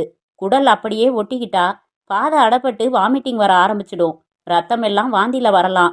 அது ரொம்ப எமர்ஜென்சி ஸ்டேஜ். இப்ப அந்த அளவுக்கு எதுவும் இல்லாம நல்லபடியா இருக்கிறப்பவே செஞ்சுக்கிறது நல்லது. ஒரு 6 மாசம் மருந்து மாத்திரையில தள்ளிட முடியுமா டாக்டர்? இந்த விஷயத்துல நாங்க எதையும் ப்ரெடிக்ட் பண்ண முடியாதுங்க. 6 வருஷம் கூட ஆபரேஷனே அவசியப்படாம தொந்தரவுகளோட காலம் தள்ளிட முடியும். 6 நாள்ல ஆபரேஷன் செய்ய வேண்டிய அவசிய நிலைமை ஏற்படலாம். சாரி, நான் உங்களை பயமுறுத்துறேன்னு நினைக்கிறேன். நோ டாக்டர், உண்மை நிலைமையை தான் சொல்றீங்க. ஐ கேன் அண்டர்ஸ்டாண்ட் என்றேன். இப்போதைக்கு அவங்களுக்கு ஏற்கனவே நான் எழுதி கொடுத்திருக்கிற மருந்துகளையே தொடர்ந்து எடுத்துக்க சொல்லுங்க. சரி டாக்டர் என்றேன். 50 ரூபாய் கொடுத்து விட்டு வெளியே வந்தேன்.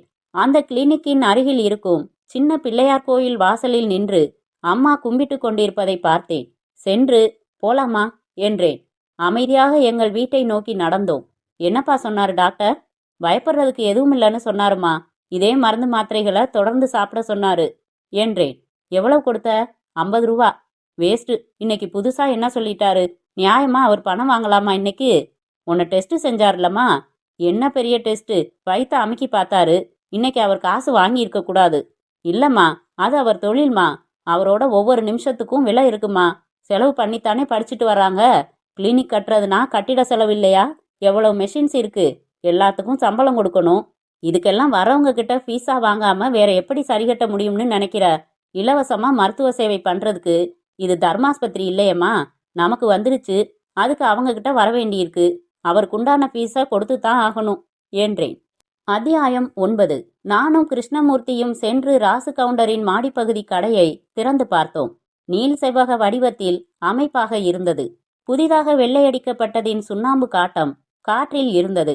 ஜன்னல்கள் புதிதாக பெயிண்ட் அடிக்கப்பட்டிருந்தன. 2 ஃபேன்கள், 4 டியூப்லைட்டுகள் இருந்தன. தரை மொசைக் போடப்பட்டிருந்தது. கடை இருந்த தெரு மிகவும் பரபரப்பான தெருவாக இருந்தது. வாகனங்கள் சத்தம் ஓயவே இல்லை. சைக்கிளின் மணிகள் பிரதானமாக ஒலித்தன. ஃபர்ஸ்ட் கிளாஸ் இடம் ஜனா. நம்ம ஊர்ல பெரிய பெரிய ஜவுளி கடைங்க, நகைக்கடைங்க எல்லாம் இந்த தெருவுல தான் இருக்குது பாரு. எவ்வளவு கூட்டம் அலமோதுது என்றான் கடைவாசல் பால்கனியில் நின்று கீழே பார்த்தபடி. நானும் அவன் அருகில் நின்று பார்த்தேன். சாலையோரங்களில் நெருக்கியடித்து நடந்து கொண்டிருந்தார்கள்.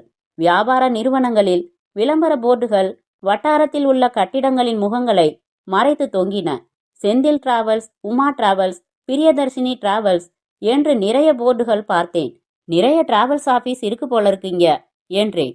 ஆமா, நம்ம பக்கம் இப்ப வெளிநாட்டுல போய் வேலை பார்க்கணும்னு ஒரு மோகம் பரவி இருக்கு. பாஸ்போர்ட் எடுத்து தரது, விசா வாங்கி தரதுன்னு இந்த டிராவல்ஸ் எல்லாம் ரொம்ப பிஸி என்றான் கிருஷ்ணமூர்த்தி. நானே 3 பேரை அழைச்சிக்கிட்டு வந்து பாஸ்போர்ட் வாங்கி கொடுத்துருக்கேன். இந்த இடம் ரொம்ப நல்லா இருக்கு கிருஷ்ணா. உனக்கே தெரியும் என் நிலமை. அட்வான்ஸ் வேணாம்னு சொல்றாரு. வெறும் 500 ரூபாய் வாடகை கொடுத்தா போதும்னு சொல்றாரு. இப்படி ஒரு மனசு யாருக்கு வரும்? அவர் காட்டுற இந்த கரிசனத்தை ஒழுங்கா பயன்படுத்திக்கணும்னு ஆசைப்படுறேன். இந்த இடத்துல ஏதாச்சும் ஒரு தொழில் செய்யணும் கிருஷ்ணா. என்ன செய்யலாம் சொல்லு என்றேன். ஜனங்க மாடி மேல வந்து போக தயங்காத சூழ்நிலையில தான் யோசிக்கணும் ஜனா. கிரவுண்ட் ஃப்ளோர்னா ஒரு மளிகை கடையோ ரெடிமேட் கடையோ ஆரம்பிச்சிடலாம். கரெக்டு தான். அதே சமயம் அதிகமா முதலீடு இல்லாத தொழிலாவும் இருக்கணும் கிருஷ்ணா. பேங்க்ல லோன் போட்டுக்கிற மாதிரி வசதி இருக்கணும். ராசு கவுண்டர் சொன்னா பேங்க்ல லோன் கொடுத்துருவாங்க. அவர் எனக்கு ஏதாச்சும் உதவி செய்யணும்னு ஆர்வத்துல தான் இருக்காரு. கிருஷ்ணமூர்த்தி யோசனையில் ஆழ்ந்தான். பேங்க் லோன் போட்டு அந்த தொகையை முதலீடா போட்டு செய்கிற மாதிரியான தொழில் சட்டுன்னு மனசுக்கு எதுவும் தட்டுப்படல. யோசிக்கலாம் ஜனா. கடையை பூட்டிக் கொண்டு இறங்கி அந்த சாலையில் நிதானமாக நடந்தோம். 2 பக்கங்களிலும் மாடியிலும் என்னென்ன தொழில் ஸ்தாபனங்கள் இருக்கின்றன என்று கவனித்தபடி நடந்தேன். தெருமுனை வரைக்கும் வந்ததும், கிருஷ்ணா, இதே தெருவில் அந்த கடைசியில ஒரு பார்க் இருக்குதுல்ல என்றேன். ஆமா, அங்க போய் உட்காந்து பேசலாமா? மறுபடி அதே தெருவின் வழியாக நடந்து மறுமுனையில் இருந்த பார்க்கிற்கு வந்தோம். உள்ளே வந்து சிமெண்ட் பெஞ்சில் அமர்ந்தோம். காலை 10:30 மணிக்கு அங்கே கூட்டம் எதுவும் இல்லை. சில பறவைகளின் கிரீச் கிரீச் இருந்தன. தூரத்து வாகன சத்தங்கள் குறைந்திருந்தன. நான் பாக்கெட்டில் வைத்திருந்த சிகரெட்டை எடுத்தேன். கொஞ்சம் நசுங்கி இருந்ததை உள்ளங்கையில் உருட்டி சரி செய்து பற்ற வைத்தேன். சிகரெட் நிறைய பிடிக்கிற போலிருக்கு. 1 2ன்னு ஆரம்பிச்சு இப்போ 5 ஆயிடுச்சு கிருஷ்ணா. ரொம்ப டென்ஷனான நேரத்துல ஒரு பாக்கெட் கூட ஆயிடுது. விட்டு ஒழிச்சாகணும். விட்டுடு ஜனா, வேணாம். நமக்கு நாமே கொஞ்சம் கொஞ்சமா வச்சுக்கிற கொல்லி இது. நாளைக்கு எனக்கு ஃப்ரீ, ஃபைனான்ஸில் வேலை இல்லை, என்னோட வரியா? அந்திமங்கலம் வரைக்கும் போயிட்டு வரலாம். அந்திமங்கலத்தில் என்ன? அங்கே ஒரு ஆசிரமம் இருக்கு. அதில் குருதேவ்னு ஒரு யோகி இருக்காரு. அவர் யோகா கற்று தராரு. அவர்கிட்ட நான் யோகாசனம், தியானம் எல்லாம் கற்றுக்கிட்டேன். அவரோட லெக்சர்ஸ் எல்லாம் அற்புதமாக இருக்கும். அந்த ஆசிரமத்துக்கு போயிட்டு 10 நிமிஷம் இருந்துட்டு வந்தாலே மனசு லேசாக இருக்கும், புத்துணர்ச்சியாக இருக்கும். உன் மனசு இப்போ ரொம்ப பதட்டமாக இருக்கு. அவர்கிட்ட உன்னை அறிமுகப்படுத்தி வைக்கிறேன். அவர்கிட்ட உன் சூழ்நிலைய மனசு விட்டு பேசலாம். அவர்கிட்ட ஆசீர்வாதம் வாங்கிக்கலாம். என்ன, வரியா? நான் யோசித்து பார்த்துவிட்டு வரேன் என்றேன். அத்தியாயம் 10. அந்திமங்கலத்திற்கு 27 கிலோமீட்டர் கிருஷ்ணமூர்த்தியின் பைக்கில் பிரயாணம் செய்து வந்து சேர்ந்தபோது காலை மணி 7. வெளிச்சம் பனியை ஊடுருவி பாய்ந்து வீரியம் பெற்று கொண்டிருந்தது. அந்த பைக் பயணமே மிகவும் சுகமாக இருந்தது. பள்ளமேடு இல்லாத நேரான சாலை, 2 பக்கமும் மரங்கள், குளிர்ந்த காற்று, அதிகாலை வெளிச்சம், பைக்கின் சத்தம் மட்டுமே பின்னணி இசை மாதிரி இருக்க நாங்கள் வாய் ஓயாமல் பேசியபடி வந்தோம். கிருஷ்ணமூர்த்தி அந்த யோகி குருதேவ் பற்றி சொல்லிக்கொண்டே வந்தான். அவரின் லெக்சர்களில் இருந்து அவன் சொன்ன சில பகுதிகள் என்னை நெகிழ்த்துவதாகவும் சிலிர்க்க வைப்பதாகவும் இருந்தன. அந்த யோகியை சந்திக்காமலேயே மனதில் ஒரு மரியாதை வளர்ந்தது. ஆசிரமம் ஒரு பூஞ்சோலை போல அத்தனை அழகான சூழ்நிலையில் அமைந்திருந்தது. 4 திசைகளிலும் மரங்கள், வரிசை வரிசையாய் பூச்செடிகள், புல்வெளிகள், மூங்கிலில் அமைக்கப்பட்ட சற்றே பெரிய ஆசிரம குடில். அங்கே இருந்தவர்கள் கிருஷ்ணமூர்த்திக்கு ஏற்கனவே அறிமுகமாகி இருந்ததால் பலர் கை கூப்பினார்கள். சிலரிடம் வணக்கம் சொல்லி நலம் விசாரித்தான். உள்ளே 2 சிறிய ஹால் மாதிரி இருந்தது. கருப்பு கடப்பைக்கல் போடப்பட்டு ஒரு தூசு கூட இல்லை. ஓரத்தில் இராணுவ அணிவகுப்பு மாதிரி செருப்புகள் வரிசையாக ஒழுங்காக விடப்பட்டிருந்தன. கிருஷ்ணமூர்த்தி அந்த வரிசையில் தன் செருப்புகளையும் ஒழுங்காக விளக்கினான். நானும் அந்த ஹாலில் இடுப்பளவு மட்டும் கட்டப்பட்டிருந்த சுற்றுச்சுவரில் முதுகு சாய்த்து கால்களை நீட்டி ஒன்றின் மேல் ஒன்று போட்டபடி, மடியில் கைகளை ஒன்றின் மேல் ஒன்று வைத்தபடி கண்மூடி பலர் தியானத்தில் இருந்தார்கள். வாஜனா என்று ஒரு பக்கம் அழைத்து சென்று அதே மாதிரி முதுகை சாய்த்து அமர்ந்த கிருஷ்ணமூர்த்தி, நீயும் 10 நிமிஷம் கண்ண மூடி உட்கார்ந்துருக்கலாம் என்றான். எனக்கு தியானம் செய்ய தெரியாது என்றேன். உன்னை யார் தியானம் செய்ய சொன்னது? சும்மா கண் மூடி உட்கார்ந்துரு, நான் 15 நிமிஷம் தியானம் பண்ணிடுறேன் என்று கண்களை மூடிக்கொண்டான். நான் எல்லோரையும் ஒருமுறை பார்த்தேன். அங்கே நடப்பவர்கள் மெதுவாக நடந்தார்கள். ஓசையில்லாமல் செருப்பணிந்தார்கள். மிகவும் குறைந்த குரலில் பேசிக்கொண்டார்கள். பலர் பேசவே இல்லை. நானும் கிருஷ்ணமூர்த்தி மாதிரியே உட்கார்ந்து கண்களை மூடிக்கொண்டேன். கவனத்தோடு சுவாசித்தேன். எங்கோ கொளுத்தி வைக்கப்பட்ட வாசனையான ஊதுபத்திகளின் நறுமணத்தை ஏந்தி வந்தது காற்று. என் 9 வருட சென்னை வாழ்க்கையின் சினிமா முயற்சியின் போராட்டங்களின் முக்கிய காட்சிகள் ஸ்லைடு நகர்வது போல என் மனதில் ஒளியடித்தன. இங்கே வந்ததும் என்னை அறைந்த உண்மை நிலையும் காட்சிகளாக விரிந்தன. சின்ன வயதில் அம்மா, அப்பா, தங்கையுடன் நிகழ்ந்த சம்பவங்கள், நண்பர்களுடன் பேசிய அரட்டைகள் என்று தொடர்பில்லாமல் சிந்தனை அலைந்து கொண்டிருக்க, காரணம் தெரியாமல், எனக்கே புரியாமல் என் விழிகளில் இருந்து கண்ணீர் விசும்பல் எதுவுமின்றி வழிந்தது. அதை துடைக்க வேண்டும் என்கிற சிந்தனை கூட இல்லாமல் அமர்ந்திருந்தேன். என் தோள் தொடப்பட்டதும் விழித்தேன். கைக்குட்டை எடுத்து கண்களை துடைத்து கொண்டேன். என்னாச்சு என்றான் கிருஷ்ணமூர்த்தி என் காதருகில். ஒண்ணுமில்ல என்று மூக்கை உறிஞ்சி கொண்டேன். அதற்கும் அடுத்த ஹாலுக்கு என்னை அழைத்து சென்றான். அங்கே தரையில் வெள்ளை துணி விரித்து அதன் மேலே சட்டை எதுவுமின்றி இடுப்பு வேட்டியுடன் சமணமிட்டு உட்கார்ந்திருந்த நீள்தாடிக்காரர்தான் யோகி என்பது அறிமுகப்படுத்த அவசியமில்லாமல் புரிந்தது. அவர் அருகில் ஒரு பெண் அவர் பாதங்களில் கவிழ்ந்து அழுது கொண்டிருக்க, அவர் அவள் தலையில் ஆதரவாக கை வைத்து ஏதோ சொல்லிக் கொண்டிருந்தார். நாங்கள் சென்று அவரின் எதிரில் அமர்ந்து கொண்டோம். அவர் கழுத்தில் பெரிய எலுமிச்சை சைஸில் ஒரே ஒரு உத்திராட்ச கொட்டை அணிந்திருந்தார். அவர் முகத்தில் ஒரு தேஜஸ் இருந்தது. கண்களில் ஒளி இருந்தது. அந்த பெண்ணுக்கு ஆறுதல் கூறியபடி நடுவில் ஒரு தரம் எங்களை நிமிர்ந்து பார்த்தபோது அந்த பார்வை எனக்குள் ஒரு சிலிர்ப்பை ஏற்படுத்தியது. கிருஷ்ணமூர்த்தி கை கூப்பினான்.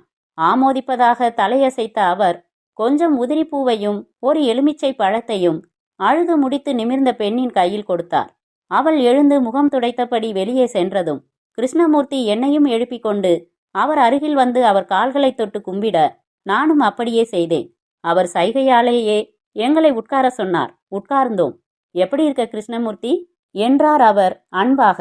நல்லா இருக்கேன் குருஜி. இவன் ஜனா, என் ஃப்ரெண்டு. நம்ம ஊர் தான். ரொம்ப திறமசாலி. பிரமாதமா கவிதை, கதையெல்லாம் எழுதுவான். சினிமா டைரக்டர் ஆகணும்னு வெறியா மெட்ராஸ்ல முயற்சிகள் செஞ்சான். டைரக்டர் மோகன்ராஜ் கிட்ட 5 வருஷம் வேலை பார்த்து நல்லா தொழில் கத்துக்கிட்டான். அதுக்கப்புறம் 4 வருஷமா போராடியும் சரியான வாய்ப்பு கிடைக்கல. கிடைச்ச 2-3 வாய்ப்புகள் கடைசி நிமிஷத்துல தட்டி போயிடுச்சு. ரொம்ப நொந்துட்டான். இங்க ஊர்லயே வேற ஏதாச்சும் தொழில் செய்யலாம்னு திரும்பி வந்துட்டான். இங்க வீட்டுல சூழ்நிலை சரியில்லை. அப்பா வயசானாலும் கஷ்டப்பட்டுக்கிட்டு இருக்காரு. நிலம் அடமானத்துல இருக்கு. வட்டி கட்ட முடியாம கைவிட்டு போயிடுற நிலைமை. அம்மாவுக்கு உடம்பு சரியில்லை. ஆபரேஷன் செய்ய வேண்டிய சூழ்நிலை. தங்கச்சிக்கு கல்யாணம் செய்யணும். இவனுக்கு பொறுப்பு பாசம் எல்லாம் இருக்கு. ஆனா இப்ப என்ன செய்யறதுன்னு புரியல. ரொம்ப குழப்பமான மனநிலையில இருக்கான். குருஜி இவனுக்கு தெம்பூட்டுற மாதிரி நல்ல வார்த்தை சொல்லணும் என்று சன்ன குரலில் சொன்னான் கிருஷ்ணமூர்த்தி. குருஜி என் பக்கம் திரும்பி அன்பாக ஒரு பார்வை பார்த்தார். என்னவோ தெரியவில்லை, அவர் என்னோடு பல ஜென்மம் பழகியவர் போலவும் அவரிடம் எல்லாவற்றையும் கொட்ட வேண்டும் போலவும் தோன்றியது. என்னை அறியாமல் நான் அவர் கால்களில் விழுந்து முதுகு குலுங்க அழத் துவங்கினேன். அவர் என் முதுகை ஆறுதலாக தடவி கொடுத்தார். நான் அழுகை ஓய்ந்து என்னை நிதானப்படுத்தி கொள்ள சில நிமிடங்கள் பிடித்தன. தம்பி, நல்ல சிந்தனையோட நல்ல நோக்கத்தோட செயல் செய்யறதோட நம்ம பொறுப்பு முடிஞ்சுது. அதோட விளைவுகள் எப்படி இருந்தாலும் அதுக்காக பாதிக்கப்படக்கூடாது. ஒரு செடியோட பொறுப்பு என்ன? வளர்ந்து மொட்டு விட்டு பூ பூத்து மனம் வீசணும். அதோட முடிஞ்சுது. அந்த பூவை பறிக்கிறவன் அதை பூஜைக்கு உபயோகப்படுத்தலாம், இறுதி யாத்திரைக்கு போடலாம், பொண்ணோட தலையில சூடலாம். இதுல பூவோட தன்மை ஏதாச்சும் மாறி இருக்கா? எங்கேயும் அது பூதான். அதோட குணத்தை செய்யுது. இறுதி யாத்திரையாச்சேன்னு மனம் வீசாம இருக்குதா? பூஜையாச்சேன்னு அதிகப்படியா மணக்குதா? எந்த எதிர்பார்ப்பும் இல்லாம விளைவை பத்தி கவலைப்படாம தன் இயல்பால அது இருக்குதா இல்லையா? அப்படித்தான் இருக்கணும் மனுஷ மனமும் என்றார் குருஜி. எக்கச்சக்கமா கற்பனை பண்ணி வச்சிருந்தேங்க. எல்லாம் நொறுங்கி போனதும் மனசு வெறுத்துடுச்சு என்றேன். அதான் சொன்னேன், எதிர்பார்ப்பு கூடாது. அடுத்த நிமிஷத்தை பூஜிக்கலாமே ஒழிய ஊர்ஜிதமா சொல்ல முடியுமா தம்பி? எவ்வளவோ நடக்கலாம் இல்லையா? ஒரு மரம் வளர்றப்ப இத்தனை கிளை இத்தனை இலைன்னு தீர்மானிச்சுக்கிட்டு திட்டம் போட்டு வளருதாப்பா? ஒரு மரம் செழிப்பா இருக்கு, ஒரு மரம் பட்டு போகுதே. ரெண்டுக்கும் ஒரே மாதிரி தண்ணி ஊத்தி கவனிச்சாலும் ஏன் அப்படி ஆகுது? நீயே யோசிச்சு பார்த்து சொல்லேன் தம்பி. 2 மரத்துக்கும் ஒரே மண்ணு, ஒரே தண்ணி, ஒரே சூரிய வெளிச்சம், ஒரே பராமரிப்பு. ஒன்னு செழிக்குது, ஒன்னு பட்டு போகுது. ஏன்? நல்லா யோசிச்சு பாரு. உன் கேள்விக்கு உனக்கே பதில் தெரியும். நான் சற்றே யோசித்து விதையில் பழுது இருக்கலாம் என்றேன். அதேதான், மரத்துக்கும் மனுஷனுக்கும் ஒரே அடிப்படை தான். ரெண்டும் உயிர்தான். விதைப்படி வளர்ச்சி, விதைப்படி வீழ்ச்சி. மனுஷனுக்கு விதைன்னு அவனோட கர்மாவை சொல்றோம். அவன் கர்மாப்படி அவன் வாழ்க்கை. அவ்வளவுதான் விஷயம் என்று சிரித்தார். நான் யாருக்கும் எந்த துரோகமும் பாவமும் செஞ்சதில்லையே குருஜி. நல்ல சிந்தனையோட தானே எப்பவுமே இருக்கேன். என் கர்ம பலன் தப்பா ஏன் இருக்கு? நீங்கிறையே யாருப்பா? இந்த உடலுக்குள்ள வர்றதுக்கு முன்னாடி என்னவா இருந்த? இந்த உடலை விட்டு போனப்புறம் என்னவா இருக்க போற? உனக்கு தெரியுமா? இந்த உடலுக்கு தான் வயசு, பிறப்பு, இறப்பு எல்லாம். நீங்கிற உன் ஆத்மாவுக்கு உண்டாப்பா? ஆத்மாவுக்கு பிறப்பும் இல்ல, இறப்பும் இல்ல.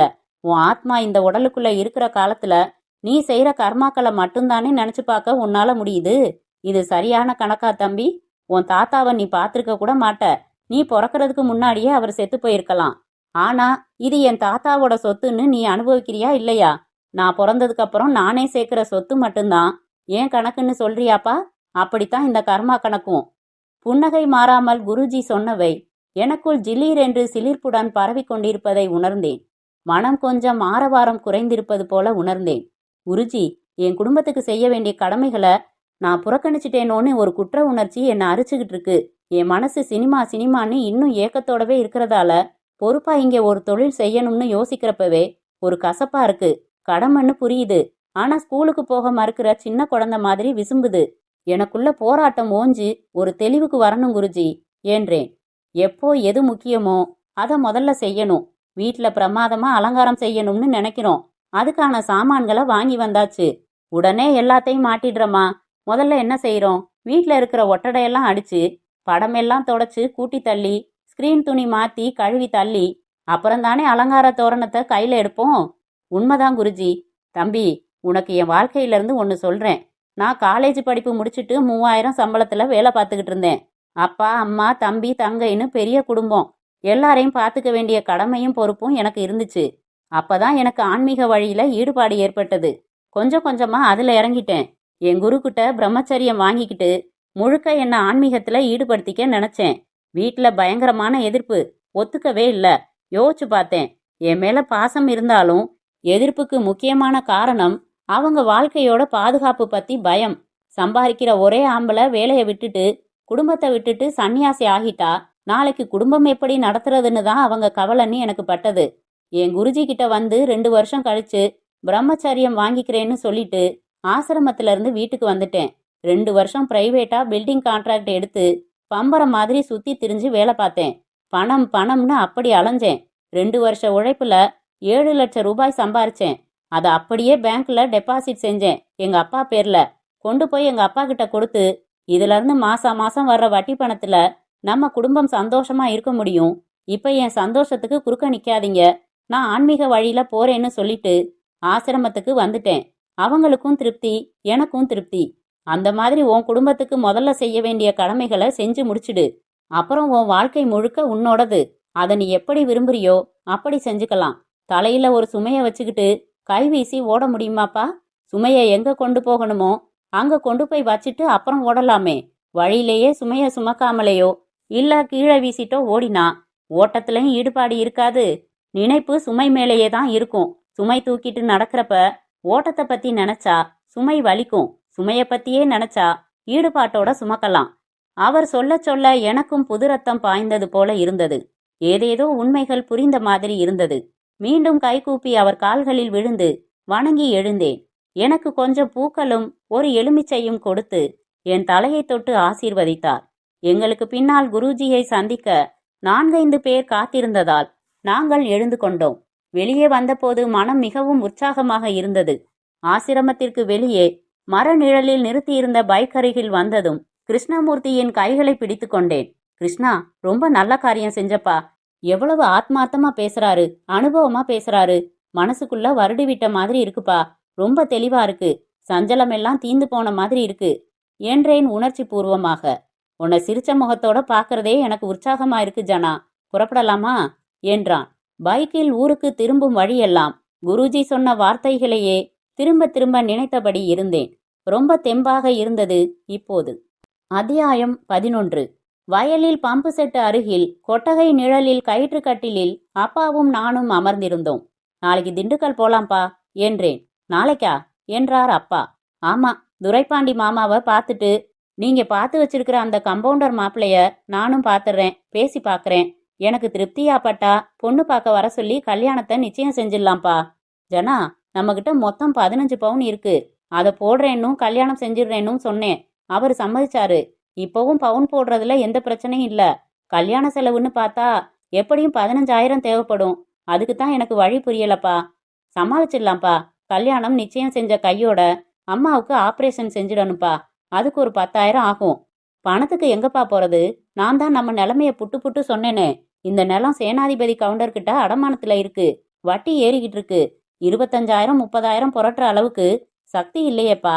யாரா இருந்தாலும் பெருமானமா ஏதாச்சும் அடகு வச்சுட்டு தான் பணம் தருவாங்கப்பா. நான் சற்று தயங்கினேன். அப்பா, நேத்து நான் சேனாபதி கவுண்டர் வீட்டுக்கு போயிருந்தேன். அப்படியா? எதுக்கு?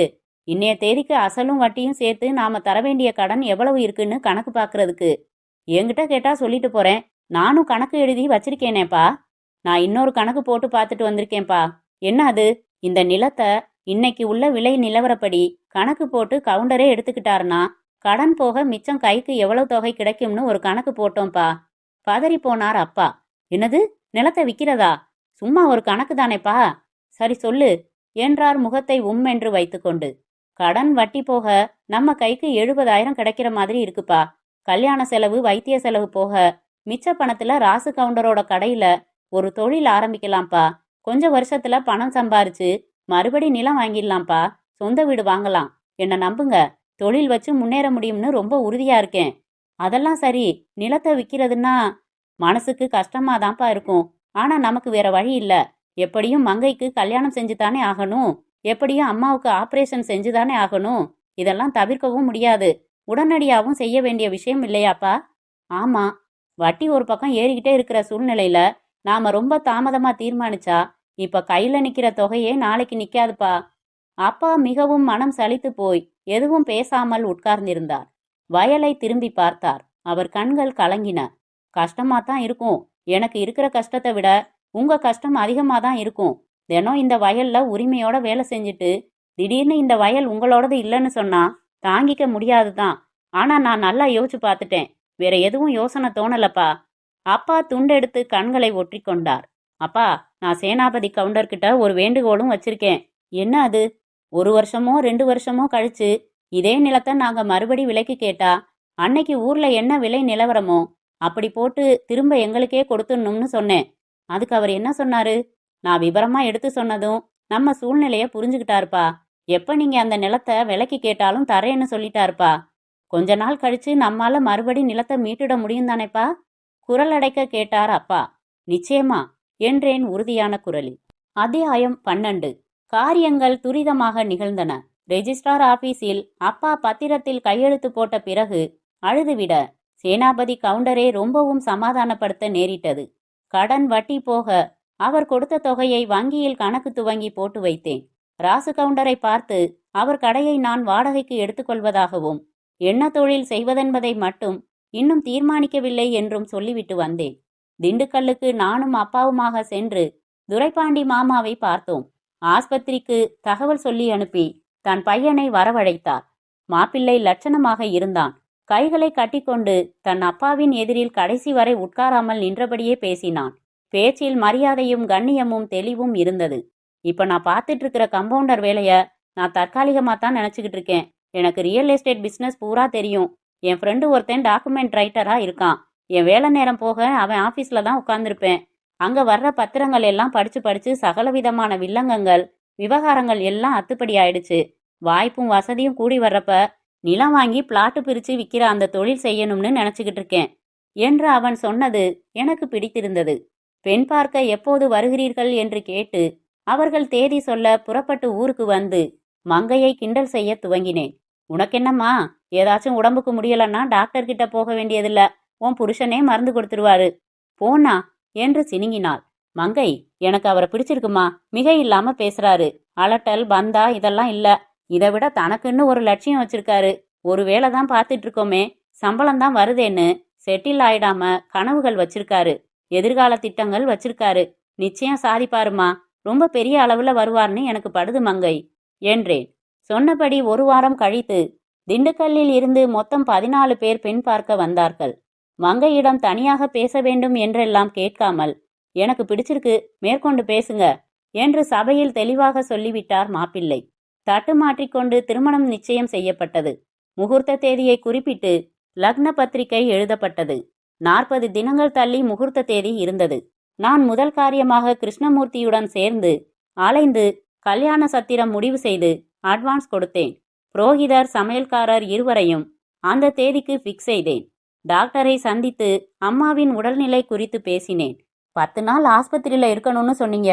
அதுக்கப்புறம் வீட்லையும் ஓய்வெடுக்க வேண்டி இருக்குமா? ரொட்டீன் வாழ்க்கைக்கு எத்தனை நாள்ல வர முடியும் என்றேன்.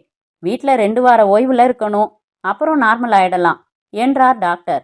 வீட்டிற்கு வந்து 2 நாட்களில் ஆஸ்பத்திரியில் அட்மிட் ஆனால் ஆபரேஷன் ஓய்வு எல்லாம் முடிந்து திருமணத்திற்கு 10 நாட்கள் முன்னதாக நார்மல் வாழ்க்கைக்கு வந்துவிடலாம் என்கிற என் யோசனையை சொன்னேன். அப்பாவும் மங்கையும் சம்மதித்தார்கள். ஆனால் அம்மா பிடிவாதமாக மங்கையின் கல்யாணத்திற்கு பிறகு ஆபரேஷன் பண்ணிக்கொள்வதாக சொல்லிவிட்டாள். அதற்குள் அவளுக்கு ஆபரேஷன் அவசரமாக தேவைப்படுகிற ஒரு அவசர நிலைமை எதுவும் ஏற்பட்டுவிடக் கூடாதே என்கிற பெரிய கவலையும் அச்சமும் எனக்கு இருந்தது. அதை உணர்த்துபவள் போல அம்மா, அவ கல்யாணத்துக்குள்ள எனக்கு எதுவும் ஆகிடாதுப்பா, எதையும் யோசிக்காம நீ வேலைகளை பாரு என்றாள். அதற்கு மேல் அவளை வற்புறுத்த முடியவில்லை. வயலில் பயிர் செய்திருந்த நெல்லை அறுவடை செய்து எடுத்துக்கொள்வதற்கு உரிமை பேசி இருந்ததால் அப்பா வயல் வேலைகளுக்கு போய்க் கொண்டிருந்தார். அன்றைக்கு திடீரென்று எனக்கு ஒரு தொழில் யோசனை உதித்தது. உடனே கிருஷ்ணமூர்த்தியை தேடிக்கொண்டு போய்விட்டேன். கிருஷ்ணா, என் தங்கச்சியோட கல்யாண ஏற்பாடுகளை பத்தி என்னென்ன வேலைகள் செய்யணும்னு ஒரு லிஸ்ட் போட்டுக்கிட்டு இருந்தப்ப போட்டோகிராஃபர் ஏற்பாடு செய்யணும்னு எழுதினப்பதான் எனக்கு ஒரு யோசனை உதிச்சுது. அந்த கடைத்தெருவில் நிறைய டிராவல் ஏஜென்சி ஆஃபீஸ்களை பார்த்தமே ஒழிய அங்கே ஒரு ஃபோட்டோ ஸ்டூடியோ கூட இல்லை. நம்ம இடத்துல ஒரு ஸ்டூடியோ ஆரம்பிச்சா பாஸ்போர்ட் அப்ளை பண்ணுறவங்க வந்து எடுத்துக்குவாங்க இல்லையா? வெறும் ஃபோட்டோ மாத்திரம் இல்லாமல் வீடியோ கேமரா வாங்கிட்டா கல்யாணங்களுக்கு வீடியோ கவரேஜ் கூட பண்ணலாமே. இதையும் கலைநயத்தோட செய்ய முடியும். கேமராவை ஹேண்டில் பண்ணுறது எனக்கு சுலபம். ஃபோட்டோ ஸ்டூடியோவுக்கு உண்டான பொருள்கள் கம்மி. அதையெல்லாம் எங்கே வாங்கணும்னு விவரம் சொல்லித்தர மெட்ராஸில் பிரதீபா இருக்காங்க. எல்லாத்தையும் அவங்க கிட்ட கேட்டுக்கலாம். இந்த தொழிலுக்கு இடம் மாடியில் இருந்தால் தப்பு இல்லை. இந்த தொழிலுக்கு உண்டான camera, video camera, printer, developer எல்லாம் வாங்க பேங்க் கடன் கேட்கலாம். என்ன சொல்ற? என்றேன். கிருஷ்ணமூர்த்தி என் கையை பற்றி குலுக்கினான். ரொம்ப நல்ல யோசனையா தெரியுது ஜனா. உன் ஆர்வத்துக்கு தகுந்த தொழில்தான். சினிமா நுணுக்கங்கள் தெரிஞ்சவன்கிறதுனால உன்கிட்ட வீடியோ எடுக்க ஆர்வமா ஆர்டர் கொடுப்பாங்க. திறமையா அழகா செய்தா ரொம்ப சீக்கிரத்திலே நீ பிஸி ஆகிடலாம். எனக்கு இந்த தொழில் ரொம்ப பிடிச்சிருக்கு ஜனா. தாமதம் இல்லாம வேலைகளை ஆரம்பிச்சிடு. எங்க ஃபைனான்ஸ் கம்பெனில இருந்து கூட உனக்கு அவசியப்பட்டா ஒரு தொகை கடன் ஏற்பாடு செஞ்சு தரேன் என்றான் உற்சாகமாக. கல்யாணத்திற்காக வாங்க வேண்டிய புடவைகள், சட்டைகள், கல்யாண பத்திரிகைகள் என்று ஒரு பட்டியல் தயாரித்து கொண்டு 2 தினங்களில் நான் சென்னைக்கு புறப்பட்டேன். அத்தியாயம் 13. ரயிலில் உறக்கமே இல்லை. பிரதீபாவை 1 மாதம் கழித்து சந்திக்கப் போகிற உற்சாகம் நிரம்பி வழிந்தது. சென்னையில் இறங்கியதும் நேராக வெங்கடேஸ்வரனின் அறைக்குத்தான் செல்ல இருந்தேன். 6 மணிக்கெல்லாம் போய்விடலாம். Photo studio 9 மணிக்குத்தான் திறப்பாள். அதற்குள் குளித்து ரெடியாகி டிஃபன் சாப்பிட்டு விட்டு அவளுக்காக ஏதாவது ஒரு சின்ன பரிசு பொருள் வாங்கினால் என்ன என்று தோன்றியது. இதுவரை அவளுக்கு பொருளாக நான் எதையும் வாங்கி கொடுத்ததில்லை. வெளியே சேர்ந்து பல இடங்களுக்கு போன சந்தர்ப்பங்களில் காஃபி, டீ, டிஃபன் என்று பில்லுக்கு முந்திக் கொண்டு கொடுத்திருக்கிறேன். அவ்வளவுதான். அடுத்து மனம் அவளுக்கு என்ன வாங்கலாம் என்று யோசனையில் ஆழ்ந்தது. புடவை, ஹேண்ட்பேக், மேக்கப் செட் என்று வரிசையாக பொருள்கள் ஊர்வலம் வந்து நிராகரிக்கப்பட்டு கொண்டிருக்க ஏதோ ஒரு எண்ண இடைவெளியில் தூங்கி போனேன். சென்ட்ரல் ஸ்டேஷனுக்கு அதிகாலை 5:30 மணிக்கெல்லாம் வந்து சேர்ந்து விட்டது. நடந்தபோது பரபரப்பாக இருந்த ஹிக்கின் பாதம்ஸ் புத்தக கடையை பார்த்ததும் அவளுக்கு என்ன பரிசளிப்பது என்பது தீர்மானமாகிவிட்டது. சென்றேன். அங்கிருந்த புத்தகங்களின் தலைப்புகளை மேய்ந்தேன். அவளுக்கு தன்னம்பிக்கை ஊட்டும் கட்டுரைகள் கொண்ட புத்தகம் பிடிக்கும் என்பது தெரியும். அதிலும் அவள் விரும்புகிற எழுத்தாளரின் புத்தகம் இருக்கிறதா என்று பார்த்தேன். இருந்தது. எப்படியும் ஜெயிக்க வேண்டும் என்று தலைப்பிருந்தது. 32 ரூபாய் கொடுத்து அந்த புத்தகம் வாங்கினேன். அங்கேயே நின்று புத்தகத்தின் முதல் பக்கத்தில் என்னை தெளிவித்த பிரதீபாவுக்கு என்று எழுதி கையெழுத்திட்டேன்.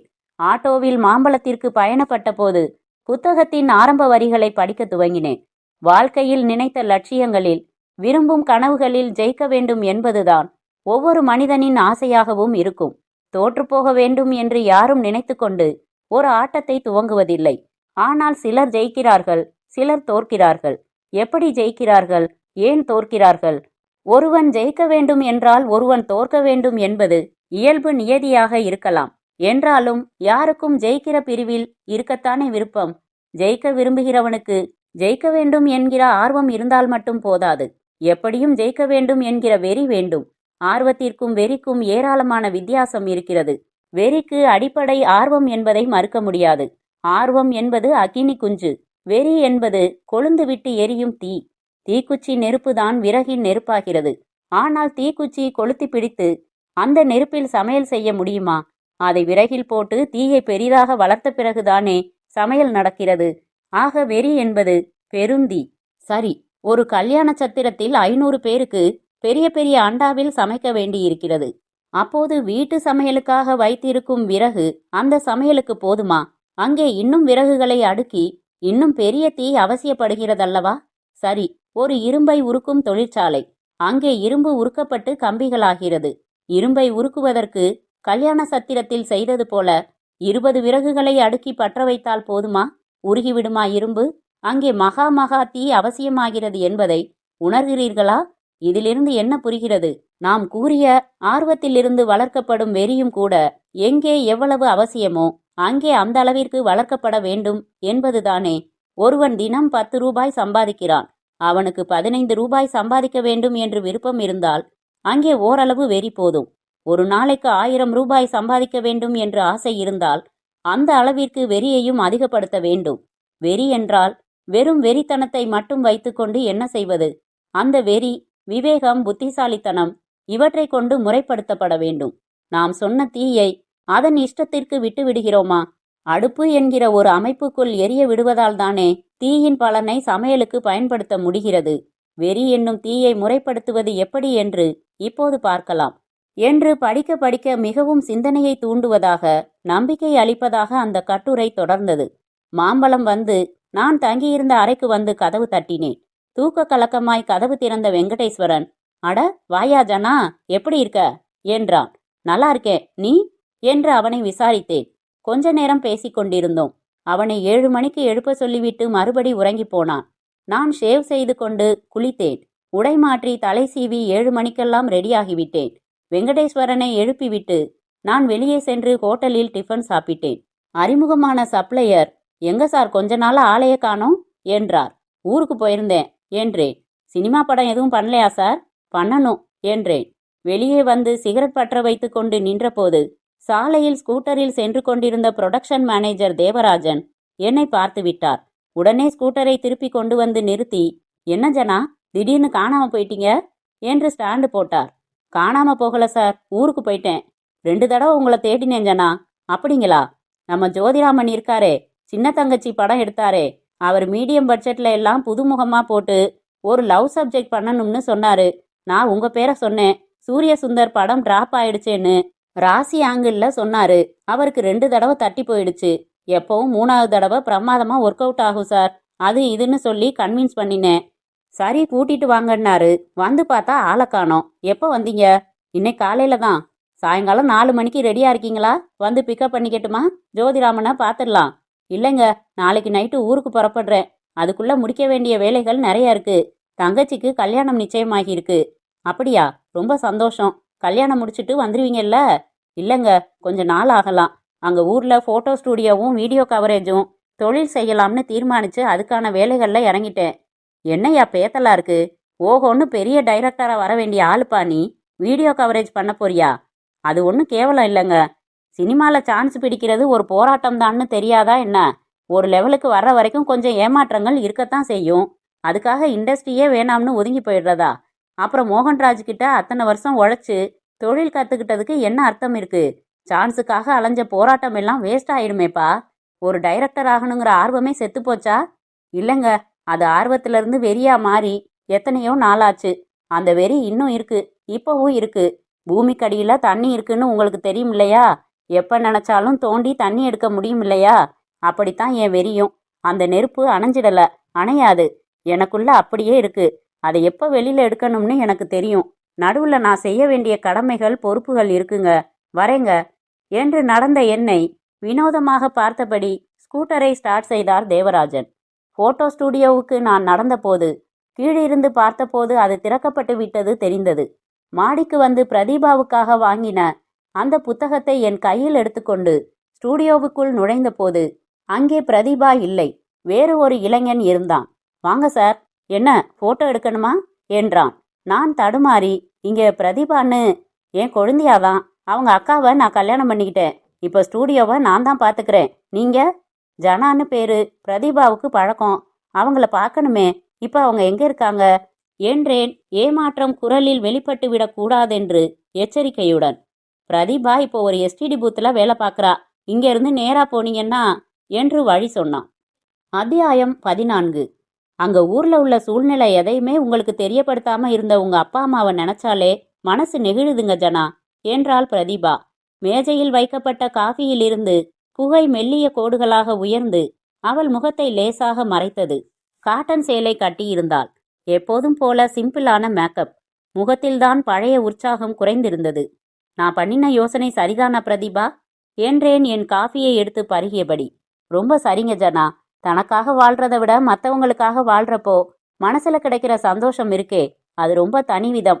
எங்க அக்காவுக்கு கல்யாணம் நடக்கணுமேங்கிறதுக்காக என் போட்டோ ஸ்டூடியோவை மாமாவுக்கு விட்டு கொடுத்ததை பத்தி என் சொந்தக்காரங்க எல்லாம் முட்டாள்தனம்னு சொல்லி திட்டினாங்க. ஆனா எனக்கு வருத்தம் இல்ல. எங்க அக்காவை இப்ப சிரிச்ச முகத்தோட பாக்குறேன். அதுல எனக்கு கிடைக்கிற நிம்மதி போதாதா? எதையும் விட்டு கொடுக்கலாமே. அம்மா இப்போ என்னோட தான் இருக்காங்க. 400 ரூபாய் வாடகையில ஒரு சின்ன போர்ஷனுக்கு மாறிட்டோம். எஸ்டிடி பூத்துல 1000 ரூபாய் சம்பளம் தராங்க. 2 பேருக்கு அது போதுமானதா இருக்கு. எப்பவுமே என்னோட தேவைகள் ரொம்ப கம்மி தான் என்று புன்னகைத்தாள். தங்கச்சி கல்யாணத்துக்கு கண்டிப்பா வரணும் பிரதீபா என்றேன். நிச்சயமா. அப்போதான் உங்களை என் அம்மாவுக்கு அறிமுகப்படுத்தணும். தங்கச்சிக்கு பட்டுப்புடவை ஒன்று எடுக்கணும். கொஞ்சம் கூட வர முடியுமா? வரேனே. பூத்துல இன்னொரு பொண்ணும் வேலை பார்க்கறா. அவகிட்ட சொல்லிட்டு வந்துடுறேன் என்றாள் பிரதீபா. இருவருமாக நடந்து ஜவுளி கடைகளுக்கு சென்று துணிகளை வாங்கி முடித்தோம். மதிய உணவு ஒரு ஹோட்டலில் சேர்ந்து சாப்பிட்டோம். எப்போ ஊருக்கு புறப்பட்டீங்க ஜனா என்றாள். நாளைக்கு புறப்படுறதா இருந்தேன். எல்லா வேலைகளும் முடிஞ்சிட்டதால இன்னைக்கே கூட புறப்படலாம். ஸ்டூடியோ சாமான்கள், கெமிக்கல்ஸ் இதெல்லாம் கொட்டேஷன் வாங்கணும்னு சொன்னீங்களே, நாளைக்கே புறப்படுங்களேன். நாளைக்கு நான் வேலைக்கு லீவ் போட்டுடுறேன். சரி என்றேன். மறுநாள் முழுக்க ஸ்டூடியோ சம்பந்தமான வேலைகளில் இருவரும் அலைந்தோம். மாலை 6 மணிக்கு பீச்சுக்கு போய் கொஞ்ச நேரம் பேசலாமா என்றேன் ஆட்டோவில் வந்து கொண்டிருந்த போது. தலையசைப்பில் சம்மதித்ததால் ஆட்டோவை திசை திருப்ப சொன்னேன். வந்தோம், நடந்தோம், அலைகளுக்கு சமீபமாக அமர்ந்தோம். கொஞ்ச நேரம் எதுவும் பேசாமல் அவளையே பார்த்து கொண்டிருந்தேன். பிரதிபா, தங்கச்சி கல்யாணம் முடிஞ்சதும் அம்மாவோட ஆபரேஷன் இருக்கு. இதுக்கு நடுவுல தொழில் ஆரம்பிக்கணும். முதல் லட்சியம் வித்த நிலத்தை வாங்குறது தான். அப்புறம் எங்க அம்மாவுக்கும் அப்பாவுக்கும் வசிக்க சொந்தமா ஒரு சின்ன வீடு. அப்புறம் மாசம் நிரந்தரமா வர்ற மாதிரி ஒரு வருமான ஏற்பாடு. இதெல்லாம் முடிச்சிட்டு மறுபடியும் மெட்ராஸ் வரலாம்னு இருக்கேன். வந்து வெறிய இன்னும் வளர்த்து மூர்க்கமா போராடுவேன். வந்தா வெற்றி, போனா என் வாழ்க்கைன்னு போராடுவேன். அது விவேகமோ முட்டாள்தனமோ, என்னால இந்த போராட்டத்தை மட்டும் நிறுத்த முடியாது பிரதிபா. எத்தனையோ தடவை சோர்ந்து போயிருப்பாரு மகாத்மா. அதுக்காக சுதந்திர போராட்டத்தை கைவிட்டுடல. தொடர்ந்து நடத்தினதுனால தான் இன்னைக்கு சுதந்திரத்தை நாம அனுபவிச்சுக்கிட்டு இருக்கோம். உங்களுக்கு குடும்ப பொறுப்புகள் இருந்ததால தான் ஒரு எல்லை வச்சுக்காம தொடர்ந்து முயற்சி பண்றது சரியில்லைன்னு யோசனை சொன்னேங்க ஜனா. அது நியாயம்தான்னு உணர்ந்துட்டேங்க. அதனால தான் அந்த கடமைகளுக்கு முதலிடம் கொடுத்து போராட்டத்தை தள்ளி வச்சிருக்கேன். குருதேவ்னு ஒரு யோகியை சந்திச்சேங்க. சன்னியாசி ஆகணும்னு விரும்பின அவரு குடும்பம் எப்படியோ போகட்டும்னு திடீர்னு காவி கட்டிடல.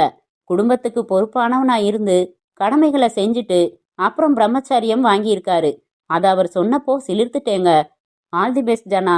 உங்க கடமைகளும் லட்சியங்களும் சீக்கிரமே நிறைவேறணுங்க. அவ்வளவுதானா?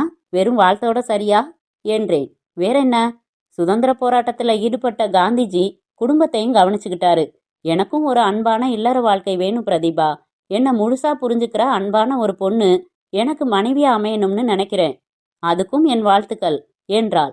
இதுக்கு உங்க வாழ்த்துக்கள் போதாது பிரதிபா. உங்க வாழ்க்கையே எனக்கு வேணும். நான் உங்களை உண்மையா நேசிக்கிறேன். உங்களை கல்யாணம் செஞ்சுக்கணும்னு ஆசைப்படுறேன். இது என் விருப்பம், வேண்டுகோள். உங்களுக்கு சம்மதம் இல்லைன்னா என்ன மன்னிச்சிடுங்க என்று சொல்லி அவள் முகம் பார்த்தேன். அவள் பார்வை நழுவியது. தலை குனிந்தது. உதடுகள் மெல்ல துடித்தன. ஏதோ முணுமுணுத்தன. என்ன என்றேன் புரியாமல். இதை எப்ப சொல்வீங்கன்னு எதிர்பார்த்துட்டு இருந்தேன் என்றாள். முகம் முழுக்க ரத்தம் பாய உற்சாகமாக, பிரதிபா, எந்த விஷயத்துல எனக்கு அதிர்ஷ்டம் இல்லைன்னாலும் பரவாயில்ல, இந்த விஷயத்துல எனக்கு அதிர்ஷ்டம் இருக்கு, தேங்க் காட் என்றேன். இந்த சம்மதம் உங்க அதிர்ஷ்டம் செஞ்ச வேலை இல்லைங்க ஜனா. உங்க அன்பால சாதிச்சது இது, பண்பால சாதிச்சது இது என்ற அவளின் வலது கரத்தை மெல்ல பற்றி உயர்த்தி கண் கலங்க முத்தமிட்டேன். அத்தியாயம் 15. 2 வருடங்களுக்கு பிறகு. போட்டோ ஸ்டூடியோ அண்ட் வீடியோ ஸ்டூடியோவில் நான் என் உதவியாளர்களுக்கு சொல்லிக் கொண்டிருந்தேன். மணி, நீ ராஜேஸ்வரி கல்யாண மண்டபத்துக்கு போ. 2 வீடியோ கேமரா எடுத்துட்டு போ. ராகுல், உனக்கு வசந்த மகால் தானே? அங்க இன்னர் சர்க்கியூட்ல 7 டிவி போட்டிருந்தேன். அதுல ஒரு டிவி சரியா ஒர்க் பண்ணல. வேற செட்டு எடுத்துட்டு போய் மாத்திடு. ராஜா, நீ கார் எடுத்துக்கிட்டு கோயம்புத்தூர் போற. மினிஸ்டர் வீட்டு ரிசப்ஷன் நல்லபடியா செய்யணும், புரிஞ்சுதா? அவர்களை பேசி அனுப்பிவிட்டு போனில் பேசிக் கொண்டிருந்த என் மனைவி பிரதிபா அருகில் வந்தேன். அவள் பேசி வைத்துவிட்டு, 8ஆம் தேதிக்கு ரொம்ப வற்புறுத்துறாங்க, என்ன செய்யறதுன்னு புரியலங்க என்றாள். 9 கேமராவும் பிஸியா இருக்குமா? என்ன பண்ண சொல்ற? இன்னும் 3 கேமரா வாங்குறதுக்கு ஏற்பாடு செஞ்சிருக்கேன். 1 மாசத்துக்கு கொஞ்சம் ஆர்டர் எல்லாம் மறுக்கத்தான் வேணும் என்றேன். மீண்டும் போன் ஒலித்தது. எடுத்தேன். ஹலோ, அம்மா ஸ்டூடியோ என்றேன். நான் ராஜப்பா கவுண்டர் பேசுறேன். பேசுறது யாரு? ஜனாங்களா? ஆமாங்க. தம்பி, கொஞ்சம் என் வீடு வரைக்கும் வந்துட்டு போக முடியுமா? முக்கியமான ஒரு விஷயம் உங்க கூட பேசணும். வரேன் சார் என்று வைத்துவிட்டு, எம்எல்ஏ பேசுறாரு பிரதிபா, எதுக்காக வர சொல்றாருன்னு புரியலையே. பேரனுக்கு காது குத்துக்கு வீடியோ கவரேஜ் பண்ணி கொடுத்தீங்களே, அதுக்கு பேமெண்ட் கொடுக்கறதுக்கா இருக்கலாம். இல்லைன்னா சில இடத்துல கவரேஜ் சரியில்லைன்னு திட்டுறதுக்காக இருக்கலாம் என்றால் சிரித்து.